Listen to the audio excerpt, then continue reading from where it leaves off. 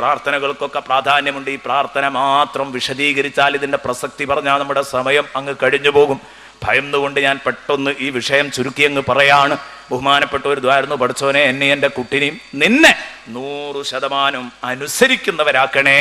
പോരാ, ഒമിന്ദുര്യത്തിനാ ഉമ്മത്തം മുസ്ലിമത്തല്ലക്ക്, എൻ്റെ മോൻ്റെയും സന്താന പരമ്പരയിൽ നിന്ന്, ഞങ്ങളുടെ സന്താന പരമ്പരയിൽ നിന്ന് നിന്നെ അനുസരിക്കുന്ന ഒരു ടീമിനെ നീ ഉണ്ടാക്കണേ.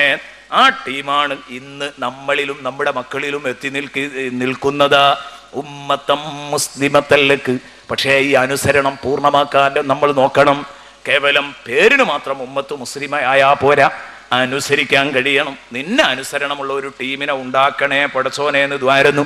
വാരിന മനാസിക്കന, ഞങ്ങളുടെ ആരാധനാകർമ്മങ്ങൾ മുഴുവനും ഞങ്ങൾക്ക് കാണിച്ചു തരണം. എങ്ങനെ നിസ്കരിക്കണം, എങ്ങനെ നോമ്പുൽക്കണം, എങ്ങനെ ഖുർആനോദനം, എങ്ങനെ ഹജ്ജ് ചെയ്യണം, ഇതൊക്കെ നീ തന്നെ ഞങ്ങൾക്ക് പഠിപ്പിച്ചു തരണം. പള്ളിയെടുത്തിട്ടേ ഉള്ളൂ, ആരാധനകൾ നീ വിശദീകരിച്ചു തരണം. വത്തുബ് അലൈനാ, ചോരത്തളപ്പിൽ ഞങ്ങളിൽ നിന്ന് തെറ്റുകുറ്റങ്ങൾ വന്നേക്കാം. മനുഷ്യരല്ലേ, ചാബല്യങ്ങൾക്ക് അടിമപ്പെട്ടു തെറ്റുകുറ്റങ്ങൾ ചെയ്തു പോയേക്കാം. ഞങ്ങൾ തൗബ ചെയ്യുമ്പോൾ നീ ഞങ്ങളെ ഏറ്റെടുക്കാനുള്ള ആ ഒരു മനസ്സ് നീ കാണിക്കണം റഹ്മാനെ. ഞങ്ങളുടെ തൗബ നീ സ്വീകരിക്കണേ. ഇന്നക അൻത തവ്വാബുർ റഹീം. നിനക്ക് തൗബ സ്വീകരിക്കുന്നത് എന്തൊരു ഇഷ്ടമാണ്, നീ എന്തൊരു കരുണയുള്ളവനാണ് റബ്ബേ. പ്രാർത്ഥിച്ചു. ആ പ്രാർത്ഥന ഇന്നും ഇവിടെ നിലനിന്ന് കാണുകയാണ്. ആ കഅബ തകർന്നിട്ടില്ല. നോക്ക് നിങ്ങൾ, ലോകത്ത് പലതും തകർക്കപ്പെട്ടിട്ടുണ്ടെങ്കിലും അതിനെക്കുറിച്ച് അന്ന് ഇബ്രാഹിം നബി അലൈഹി ഇസ്ലാം ദ്വാരുന്നതാണ്, റബ്ബേ റബ്ബിജ്അൽ ഹാദാ ബലദൻ ആമിന. ഈ നാട്ടിനെ കബാലയം പണി കഴിച്ചിട്ട് ഇബ്രാഹിം നബി ദ്വാരുന്നതാണ്, ഈ നാട്ടിനെ നീ ഒരു അമ്നുള്ള നാടാക്കണേ പടച്ചോനെ, നിർഭയത്തുള്ള രാജ്യമാക്കണം. ഇന്നും ചരിത്രത്തിൽ വൽ ബൈത്തിൽ മഅ്മൂർ പറയാൻ വകയുണ്ട്. 4000-ലധികം വർഷങ്ങൾക്ക് മുമ്പ് ഇബ്രാഹിം നബി നടത്തിയ പ്രാർത്ഥനയ്ക്ക് പൊള്ളുന്ന പ്രാർത്ഥനയുടെ ഫലം ഇന്നും നഷ്ടപ്പെട്ടിട്ടില്ല. പരിസര പ്രദേശങ്ങളിൽ ചോരപ്പുഴ താണ്ഡവമാടിയാലും ഹറമിന്റെ പരിധിയിലേക്ക് കടന്നിട്ട് ഒരാളും ഒരാളുടെ മുഖത്ത് നോക്കാൻ, ആയുധം ഒരാൾ മറ്റൊരാൾക്ക് നേരെ ആയുധമെടുക്കാൻ ധൈര്യം കാണിക്കുകയില്ല. എന്തേ ഇതിന് കാരണം? വലിയ ഒരു മനുഷ്യൻ മുമ്പ് പ്രാർത്ഥിച്ചു പോയി, റബ്ബിജ്അൽ ഹാദാ ബലദൻ ആമിനാ. പടച്ചോനെ ഇത് നല്ല സമാധാനമുള്ള ഒരു രാജ്യമാക്കണം. പോരാ, ഇവിടെ ഇന്ന് കാണും പോലെ മരുപ്പറമ്പായി കിടക്കില്ല, കൊട്ടംപറമ്പായി കിടക്കില്ല. ഇവിടെയൊക്കെ ആൾ താമസം വരും, എനിക്കറിയാം. വറുസുഖ് അഹ്ലഹു മിനസ് സമറാത്തി മൻ ആമന മിൻഹും ബില്ലാഹി വൽ യൗമിൽ ആഖിർ. ഇവിടെയൊക്കെ കുറെ കഴിഞ്ഞിട്ട് ആൾ താമസം വരും. അപ്പൊ അവർക്ക് പടച്ചോനെ നീ ഈ ഭൂമിയില് എല്ലാവിധ സുഖ സൗകര്യങ്ങളും കൊടുക്കണം. അവർക്കുള്ള ഭക്ഷണം, അവർക്കുള്ള വെള്ളം, ആവശ്യമുള്ളതൊക്കെ കൊടുക്കണം പടച്ചോനെ എന്ന് ദ്വാരക്കാണ്. ആ പ്രാർത്ഥനയുടെ ഫലമായി കേവലം കാരക്ക മാത്രം കിട്ടാവുന്ന ആ നാട്ടിൽ നോക്ക് നിങ്ങൾ, എല്ലാ സൗകര്യങ്ങളുമുണ്ട്. നമ്മുടെ അരീക്കോട് മാർക്കറ്റിലേക്ക് ചെന്നതുപോലെ പച്ചക്കറി മാർക്കറ്റിൽ പോയാൽ എല്ലാം അവിടെയുണ്ട്. കാരണം എന്താണ്? ഏതു നാട്ടിലേക്ക് കയറ്റുമതി ഇറക്കുമതി ഏത് നാട്ടിലേക്ക് നിഷേധിച്ചാലും ഹറമിലേക്ക് നിഷേധിക്കാൻ പാടില്ല. കാരണം അല്ലാഹ് തന്നെ പറഞ്ഞതാണ് ഖുർആനിൽ, യുജുബാ ഇലൈഹി സമറാത്തു കുല്ലി ശൈ. എല്ലാ തരത്തിലുള്ള പഴവർഗ്ഗങ്ങളും അങ്ങോട്ട് കയറ്റി അയക്കപ്പെടും. യുജുബാ ഇലൈഹി, അങ്ങോട്ട് വലിച്ചു കൊണ്ടുവരപ്പെടുന്ന ഖുർആന്റെ ശൈലി തന്നെ. അവിടെ ഉണ്ടായിട്ട് തിന്നുക എന്നുള്ളതല്ല. എന്നാലും ആ നാട്ടിലേക്ക് ഇതിന് വിലക്കുണ്ടാവില്ല. നോക്ക് നിങ്ങൾ, എക്കാലത്തും ഇത് ലഭിച്ചുകൊണ്ടിരിക്കുകയാണ്. യുജുബാ ഇലൈഹി സമറാത്തു കുല്ലി ശൈ. സൂറത്തുൽ ഖസസ് 57. ഞാനിപ്പോൾ പറഞ്ഞുകൊണ്ടിരിക്കുന്ന ആയത്തുകൾ സൂറത്തുൽ ബഖറയിലാണ്. റബ്ബിജ്അൽ ഹാദാ ബലദൻ ആമിന വറുസുഖ് അഹ്ലഹു മിനസ് സമറാത്തി മൻ ആമന മിൻഹും ബില്ലാഹി വൽ യൗമിൽ ആഖിർ. ലാ ഇലാഹ ഇല്ലല്ലാഹ്ക്ക് വേണ്ടി അതേ ഒറ്റയാൻ പട നയിച്ച് ആ നാട്ടിനെ മുഴുവനും മാറ്റിയെടുത്ത ഇബ്രാഹിം നബി പറയുന്നു, നമ്മൾ ബലിപെരുന്നാൾ കൊണ്ടാടിയത് ആ ഇബ്രാഹിം നബിയുടെ പൊള്ളുന്ന സ്മരണകളുമായിട്ടല്ലേ?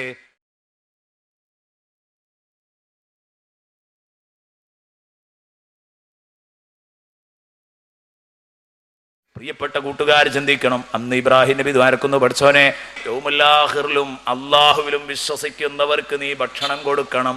കാല, ഉടനെ അള്ളാഹു ഇടപെട്ടു. ആ പ്രാർത്ഥനയിൽ അള്ളാഹു ഇടപെടുന്നു.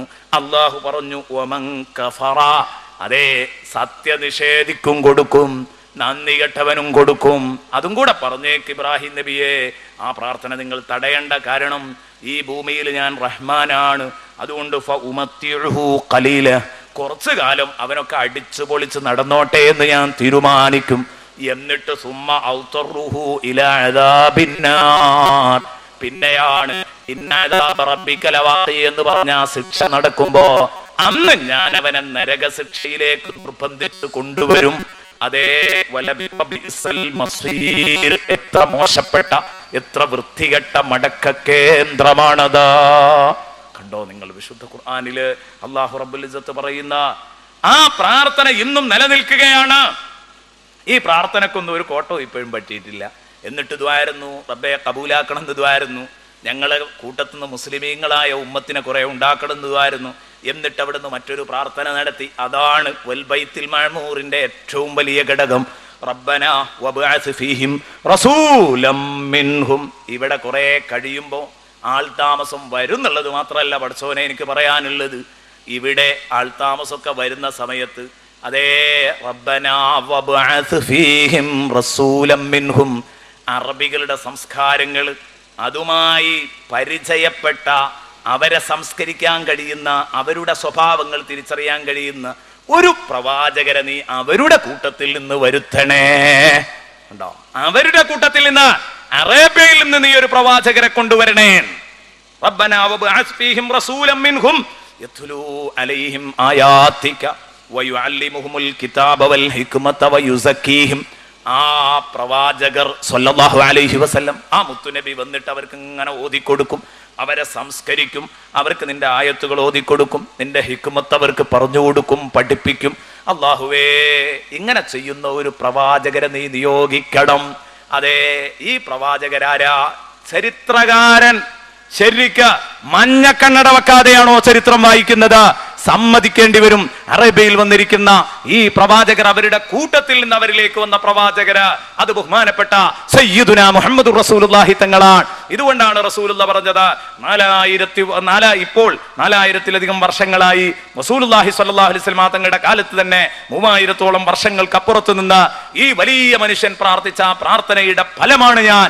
അന ദഅവതു അബി ഇബ്രാഹിം. ഹബീബ് മുഹമ്മദ് റസൂലുള്ളാഹി പറയുന്നു, ഞാൻ എൻ്റെ ഉപ്പ ഇബ്രാഹിം നബിയുടെ പ്രാർത്ഥനാ ഫലമാണ്. അന്ന് എൻ്റെ വാപ്പ പ്രാർത്ഥിച്ചതിന്റെ ഫലമാണ് ഞാൻ ജനിച്ചത്. അന ദഅവതു അബി ഇബ്രാഹിം. അതിന്റെ മുമ്പേ നൂറുൻ നബി നേരത്തെ ഉണ്ട്. ഭൂമിയിലേക്ക് ഭൗതികമായി, ഭൗതിക ശരീരത്തോടു കൂടെ റസൂലുള്ളാഹി സ്വല്ലല്ലാഹു അലൈഹി വസല്ലം വരുന്നതാ പറയുന്നു. അല്ലാതെ 100 എന്ന നിലക്ക് ചിന്തിക്കുമ്പോൾ ഈ ഇബ്രാഹിം നബി അലൈഹി ഇസ്ലാമിനെ തീക്കുണ്ടാരത്തിൽ എറിയുമ്പോഴും അതിന്റെ മുമ്പ് ഒക്കെ ഹബീബ് മുഹമ്മദ് റസൂലുള്ളാഹി ഉണ്ടായിരുന്നു. അതാണല്ലോ ആ തീക്കുണ്ടാരത്തിലെ വിജയവും. ഇസ്മായിൽ നബി അലൈഹി ഇസ്ലാമിന്റെ കഴുത്തിൽ കത്തി വെക്കുമ്പോഴുള്ള, കത്തി അങ്ങോട്ട് എത്തിയിട്ടില്ല, എത്തുന്നതിന് മുമ്പ് ജിബ്രീൽ അലൈഹി ഇസ്ലാം വന്ന് തട്ടുന്നു. ആ സംഭവം ഒന്നും ഇവിടെ തൽക്കാലം പറയാൻ ഉദ്ദേശിക്കുന്നില്ല. കാരണം നമ്മുടെ വിഷയം അതല്ലാതെ തന്നെ ധാരാളം പറയാനുണ്ട്. ഇപ്പം എല്ലാം കേട്ട് അതിനനുസരിച്ച് ഉദുഹിയത്തൊക്കെ അറുത്ത് ഇനിയും അറുക്കാൻ നിൽക്കുന്ന ആളുകളാണ്. അപ്പം അത് കൂടുതൽ പറയേണ്ടതില്ല. ഇസ്മായിൽ നബി അലൈഹി ഇസ്ലാമും ഇബ്രാഹിം നബി അലൈഹി ഇവരൊക്കെ ഈ പരീക്ഷണത്തിൽ വിജയിക്കുമ്പോൾ അവിടെയൊക്കെ മുത്തുനബിയുടെ സാന്നിധ്യമാണ് അവർക്ക് കൂടുതൽ ആശ്വാസമേകിയത്. കാരണം നൂറുൻ നബി അവരോടുകൂടെ ഒക്കെ ഉണ്ട്. ഇസ്മായിൽ നബി എന്നാണോ ഭൂമിയിൽ ഭൂജാതരാകുന്ന അന്ന് ഇസ്മായിൽ നബിയിലേക്ക് അത് നീങ്ങിയിട്ടുണ്ട്. അപ്പൊ ഏതാവട്ടെ, ഞാൻ പറഞ്ഞു വന്നത്, നബി തങ്ങൾ പറഞ്ഞു അന ദഅവതു അബി ഇബ്രാഹിം. ആ പ്രാർത്ഥനയുടെ ഫലമാണത് മുഹമ്മദുർ റസൂലുള്ളാഹി. എന്നിട്ട് റസൂലുള്ള പറഞ്ഞു ബിശാറത്തു ഈസാ, ഈസാ നബിയുടെ സുവിശേഷമാണ് ഞാൻ. ക്രിസ്ത്യാനികൾ പറയുന്ന വലിയൊരു സംഗതി ആ സുവിശേഷം. അതെ, ഈസാ നബി അലൈഹി ഇസ്ലാം സന്തോഷ വാർത്ത അറിയിച്ചിട്ടുണ്ട്. എൻ്റെ ശേഷം അഹ്മദ് സല്ലല്ലാഹു അലൈഹി വസല്ലം മുത്തുനബി, ഈ പ്രവാചകർ വരുമെന്ന് ബഹുമാനപ്പെട്ട ഈസാ നബി അലൈഹി ഇസ്ലാം നേരത്തെ സുവിശേഷം നൽകിയതാണ്, സന്തോഷ വാർത്ത അറിയിച്ചതാണ്. ആ സുവാർത്തയാണ് ഞാൻ. എൻ്റെ ഈ നേതൃത്വം, എൻ്റെ ഉമ്മ അതാ ഗർഭകാലത്തിരിക്കുമ്പം തന്നെ സ്വപ്നം കണ്ടതാണ്. എൻ്റെ ഉമ്മയുടെ സ്വപ്നത്തിന്റെ സാക്ഷാത്കാരമാണ് ഞാൻ. റസൂലുള്ളാഹിയുടെ ഉമ്മ ബഹുമാനപ്പെട്ട ബീവി ആമിന റളിയല്ലാഹു അൻഹാ. അപ്പൊ ഇതൊക്കെയാണ്. അപ്പോൾ ഞാൻ പറഞ്ഞു വരുന്നത്, ആ വലിയ മനുഷ്യൻ 4000 ചില്ലാനും വർഷങ്ങൾക്ക് അപ്പുറത്ത് വെച്ച് പ്രാർത്ഥിച്ച ആ പ്രാർത്ഥനയുടെ ഫലം, ആ സമാധാനം, ആ ഇബാദത്ത്, അവിടത്തെ സന്താന പരമ്പരയിൽ അള്ളാഹുവിനെ അനുസരിക്കുന്ന ഒരു കൂട്ടം ഇപ്പോഴും ആ ഹറമിന്റെ മുറ്റത്ത് നിറഞ്ഞൊഴുകുകയാണ്. പ്രിയപ്പെട്ട സുഹൃത്തുക്കളെ, ആ കഅബയുടെ മുറ്റത്ത് നിറഞ്ഞൊഴുകുന്നുണ്ട്. അതേ വൽ ബൈത്തുൽ മഅമൂർ, ആദ്യമായി ഭൂമിയിൽ ഉണ്ടാക്കിയ പള്ളിയല്ലേ? അതേ, ആ പള്ളിയുടെ നേർക്കാണ് 7-ാം ആകാശത്ത് ബൈത്തുൽ മഅ്മൂർ, അവിടെയുമുണ്ട്.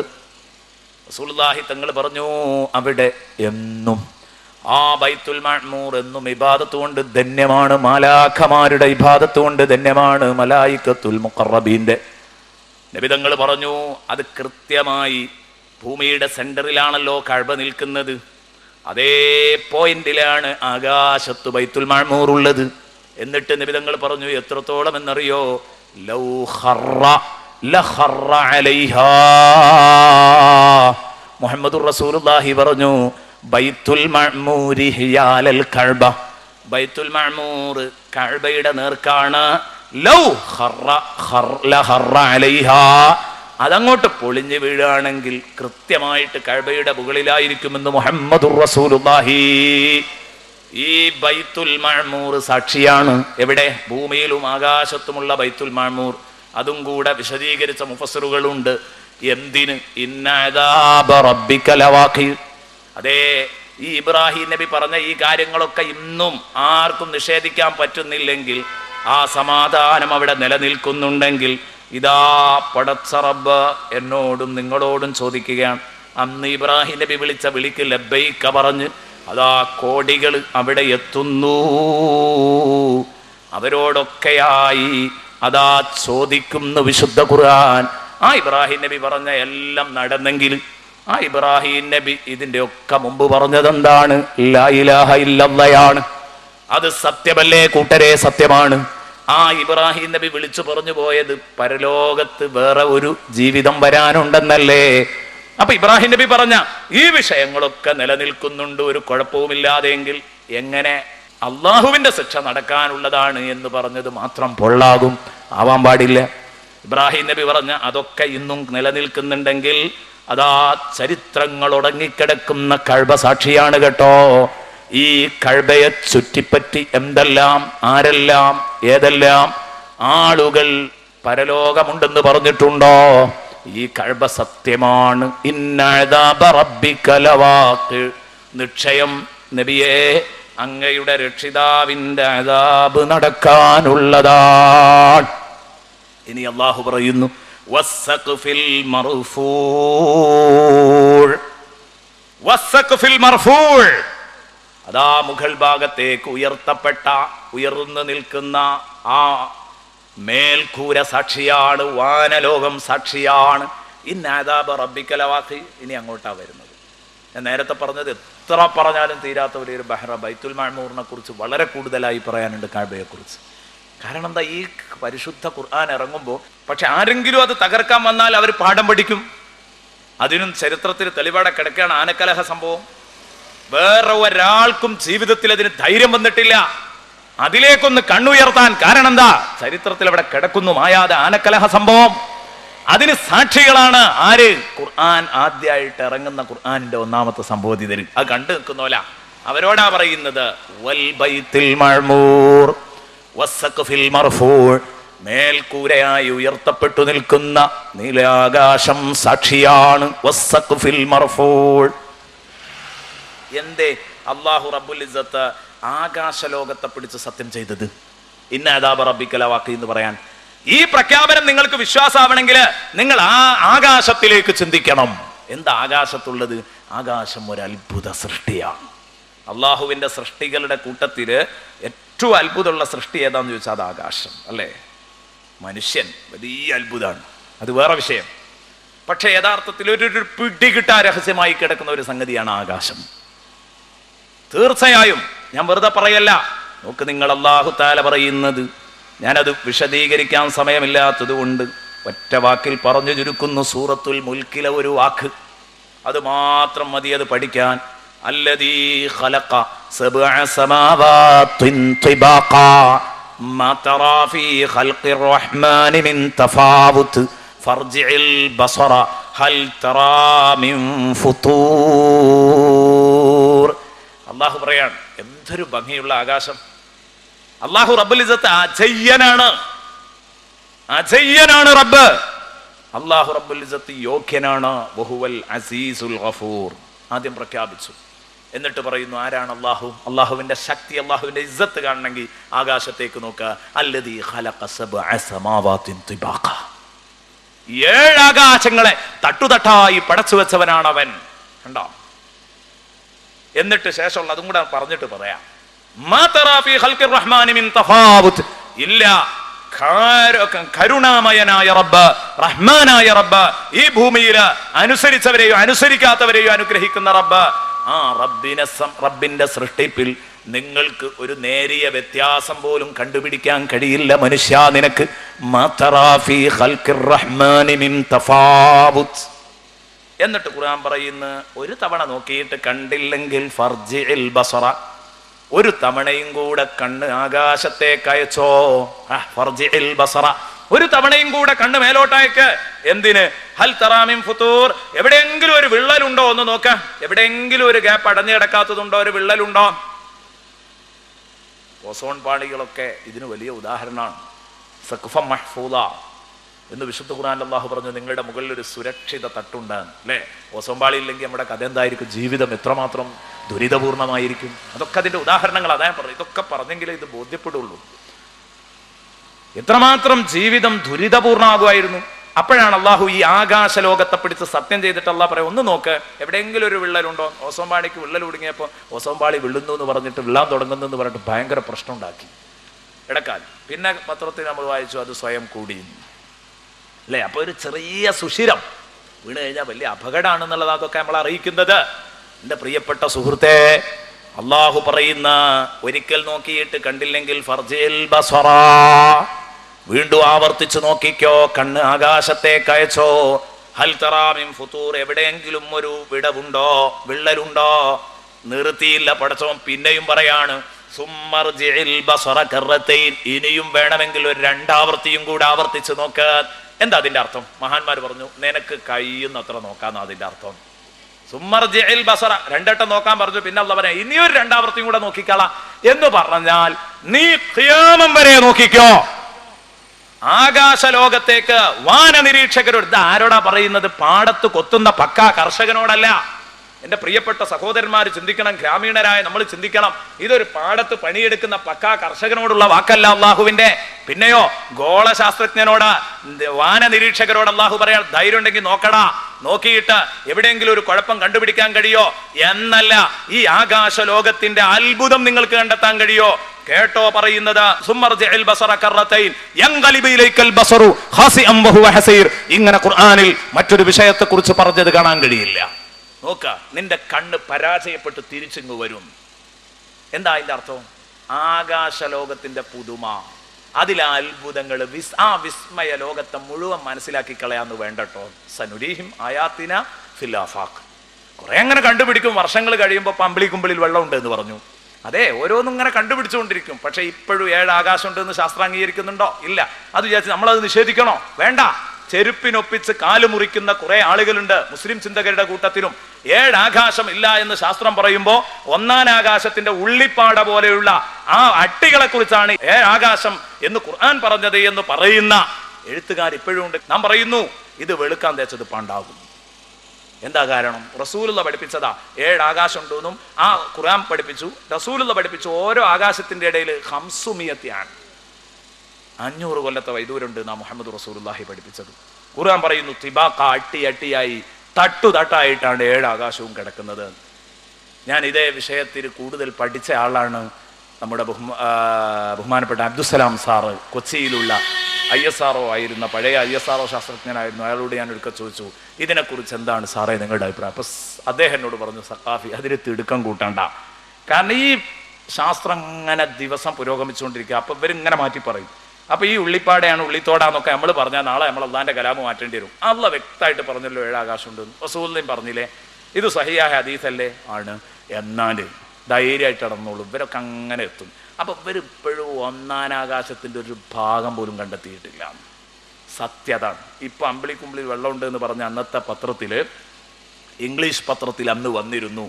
ഞാൻ കൊണ്ടോട്ടിയിൽ ഈ വിഷയം ക്ലാസ് എടുക്കുമ്പോൾ അന്ന് കൊണ്ടോട്ടിയിലുള്ള എഞ്ചിനീയർ മുഹമ്മദ് സാറ് അദ്ദേഹം എൻ്റെ അടുത്ത് വന്നിട്ട് പറഞ്ഞു, ഉസ്താദേ 3% മാത്രമേ വാനലോകത്തെ നിരീക്ഷിക്കാൻ കഴിഞ്ഞിട്ടുള്ളൂ എന്ന് ഇന്നലത്തെ പത്രത്തിൽ ഞാൻ വായിച്ചു. എന്ന് പറഞ്ഞാൽ 97 ബാക്കിയാണ്. 97% വാനലോകം പിടികിട്ട രഹസ്യമാണ്. ഇപ്പോഴും 3% ആർക്കെത്താൻ കഴിഞ്ഞിട്ടുള്ളൂ? നിരീക്ഷകർക്ക് എത്താൻ കഴിഞ്ഞിട്ടുള്ളൂ. ഖുർആന്റെ പ്രഖ്യാപനം നോക്ക,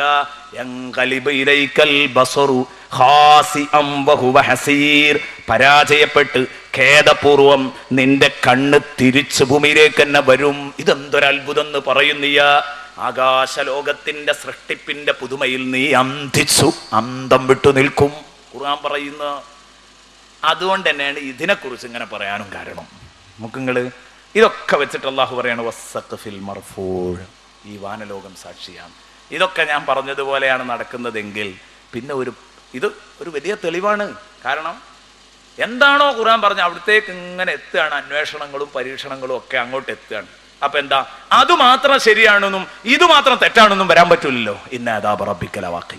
ഈ വാനലോകത്തെ കുറിച്ച് പറഞ്ഞ ഇതിന്റെ സൃഷ്ടിപ്പ് നടത്തിയ സൃഷ്ടാവായ തമ്പുരാന്റെ വചനം തന്നെയാണ് എന്ത്? ഇന്ന അദാബ റബ്ബിക ലവാഖി. പരലോകമുണ്ട്, പുനരുത്ഥാനമുണ്ട്, രക്ഷയുണ്ട്, ശിക്ഷയുണ്ട്. അതുകൊണ്ട് ഈ അത്ഭുത സൃഷ്ടി അല്ല, അങ്ങനെ ഒരു സൃഷ്ടാവില്ല, ഇത് എൻ്റെ വചനങ്ങൾ അള്ളാഹുവിന്റെ വചനങ്ങളല്ല എന്നൊക്കെ നിങ്ങൾ പറയുന്നുണ്ടെങ്കിൽ ഇതുമായി ബന്ധപ്പെട്ട ഏതെങ്കിലും ഒരു പ്രസ്താവനയെങ്കിലും നിങ്ങൾക്ക് കളവാക്കാൻ പറ്റുമെങ്കിൽ കളവാക്കാം. ഖുർആൻ പറയുന്നു വസ്സഖ്ഫിൽ മർഫൂഉ, വാനലോകമാകുന്ന വിസ്മയലോകം സാക്ഷിയാണ്. അതും തന്നെ ഒരു പ്രത്യേക അകലത്തിലാ കൊണ്ടുപോയി വെച്ചത്. ആകാശവും ഭൂമി ഒന്നായി കിടക്കായിരുന്നു, പിന്നെ അതിനെ പൊട്ടിച്ചതല്ലേ. അതെ, എന്നിട്ട് അതൊരു പ്രത്യേക അകലത്തിലാ കൊണ്ടുപോയിട്ടത്. അത് ഇങ്ങോട്ടടുത്താല് തണുപ്പ് കൊണ്ട് നമുക്ക് നിൽക്കാൻ കഴിയൂല, അങ്ങോട്ടകന്നാ ചൂടുകൊണ്ട് നിൽക്കാം. അങ്ങനെയാണ്. അതിന് വിശദീകരിക്കണമെങ്കിൽ വേറെ പറയാം. ഇങ്ങോട്ട് അടുത്താ തണുപ്പോ ചൂടല്ലേ എന്ന് തോന്നിപ്പോവും. അല്ല, അങ്ങോട്ട് അടുത്താ തണുപ്പ് കൊണ്ട് നിൽക്കാൻ കഴിയൂല, അങ്ങോട്ട് വിട്ടാൽ ചൂടുകൊണ്ട് നിൽക്കാൻ കഴിയൂല. നമുക്ക് നേരെ തല കുത്തനെയാണ് അത് തോന്നുക.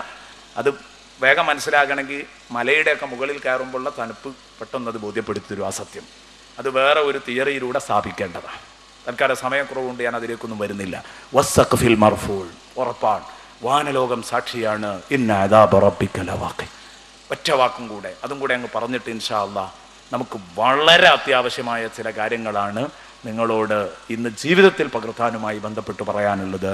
വൽ ബഹ്രിൽ മസ്ജൂർ, വൽ ബഹ്രിൽ മസ്ജൂർ. അതേ, നിറഞ്ഞ് അലതല്ലി ഒഴുകുന്ന കടൽ സാക്ഷിയാണ്. വൽ ബഹ്രിൽ മസ്ജൂർ. ഇതിന് ഒരുപാട് അർത്ഥസാധ്യതകളുണ്ട്. അതിൽ ഇക്കാലത്തും കൂടുതൽ പ്രസക്തമായ ഒരു അർത്ഥമാണ് അൽ ഹാഫിദ് ഇബ്നു കസീറിനെ പോലെയുള്ളവർ കൊടുത്ത ഒരു അർത്ഥമാണ് ഞാൻ ഈ പറഞ്ഞത്. അൽ മുംതലി, നിറഞ്ഞൊഴുകുന്ന. അലകടല് സാക്ഷിയാണ്, കടല് സാക്ഷിയാണ്. കത്തിക്കപ്പെടുന്ന കടല് നാളെ ആ ഖിയാമത്ത് നാളത്തിന്റെ അടയാളായിട്ട് വൽ ബിഹാറു സുജ്ജിറത്ത്, കടലുകളൊക്കെ കത്തിക്കപ്പെടും. പക്ഷെ അത് ഖിയാമത്ത് നാളിൽ വരാൻ പോകുന്ന സംഗതിയാണ്. എന്നാൽ ഇന്ന് ഈ നിറഞ്ഞൊഴുകുന്ന സമുദ്രം സാക്ഷിയാണ്. അതുപോലെ തന്നെ ഒരു പ്രത്യേക ബൗണ്ടറിയിൽ ഇതിനെ നിയന്ത്രിച്ചു നിർത്തപ്പെട്ട സമുദ്രം സാക്ഷിയാണ്. അങ്ങനെയും മഹാന്മാർ അതിനർത്ഥം കൊടുത്തിട്ടുണ്ട്. മസ്ജൂർ എന്ന് പറഞ്ഞാൽ ഒരു പ്രത്യേക പരിധിയിൽ മംനുവായി തടഞ്ഞു വെച്ചത്. ഇതൊക്കെ നമുക്ക് ബോധ്യപ്പെടണമെങ്കിൽ എന്ത് ചെയ്യണം? ഇതിന്റെ പരിധിയെക്കുറിച്ചൊന്ന് ആലോചിക്കണം. ഒറ്റവാക്കിൽ ഞാനത് അങ്ങോട്ട് പറയുന്നു, വേഗം ഉൾക്കൊണ്ടാൽ നമുക്കതിൻ്റെ അടുത്ത ഭാഗങ്ങളിലേക്ക് പോകാം. അതാണല്ലോ നമുക്ക് ഏറ്റവും പ്രസക്തമായ ഭാഗം. ഇത് ഖുർആന്റെ ഗൗരവം മനസ്സിലാക്കാനും ഖുർആന്റെ സ്വീകാര്യതയെക്കുറിച്ച് ചിന്തിക്കാനുമാണ് ഇത്രയും കാര്യങ്ങളൊക്കെ പറഞ്ഞത്. വൽ ബഹ്രിൽ മസ്ജൂർ, നിറഞ്ഞ് കവിഞ്ഞൊഴുകുന്ന സമുദ്രം സാക്ഷിയാണ്. ആകെ ഭൂമി 4 ഭാഗാക്കിയാൽ ആ ഭൂമിയിൽ 3 ഭാഗം കടലാണ്. നമുക്കൊക്കെ അറിയാവുന്ന കാര്യമാണല്ലോ. 3 ഭാഗം കട, ഒരു ഭാഗേ എൻ്റെ കൂട്ടുകാരെ കരയുള്ളൂ.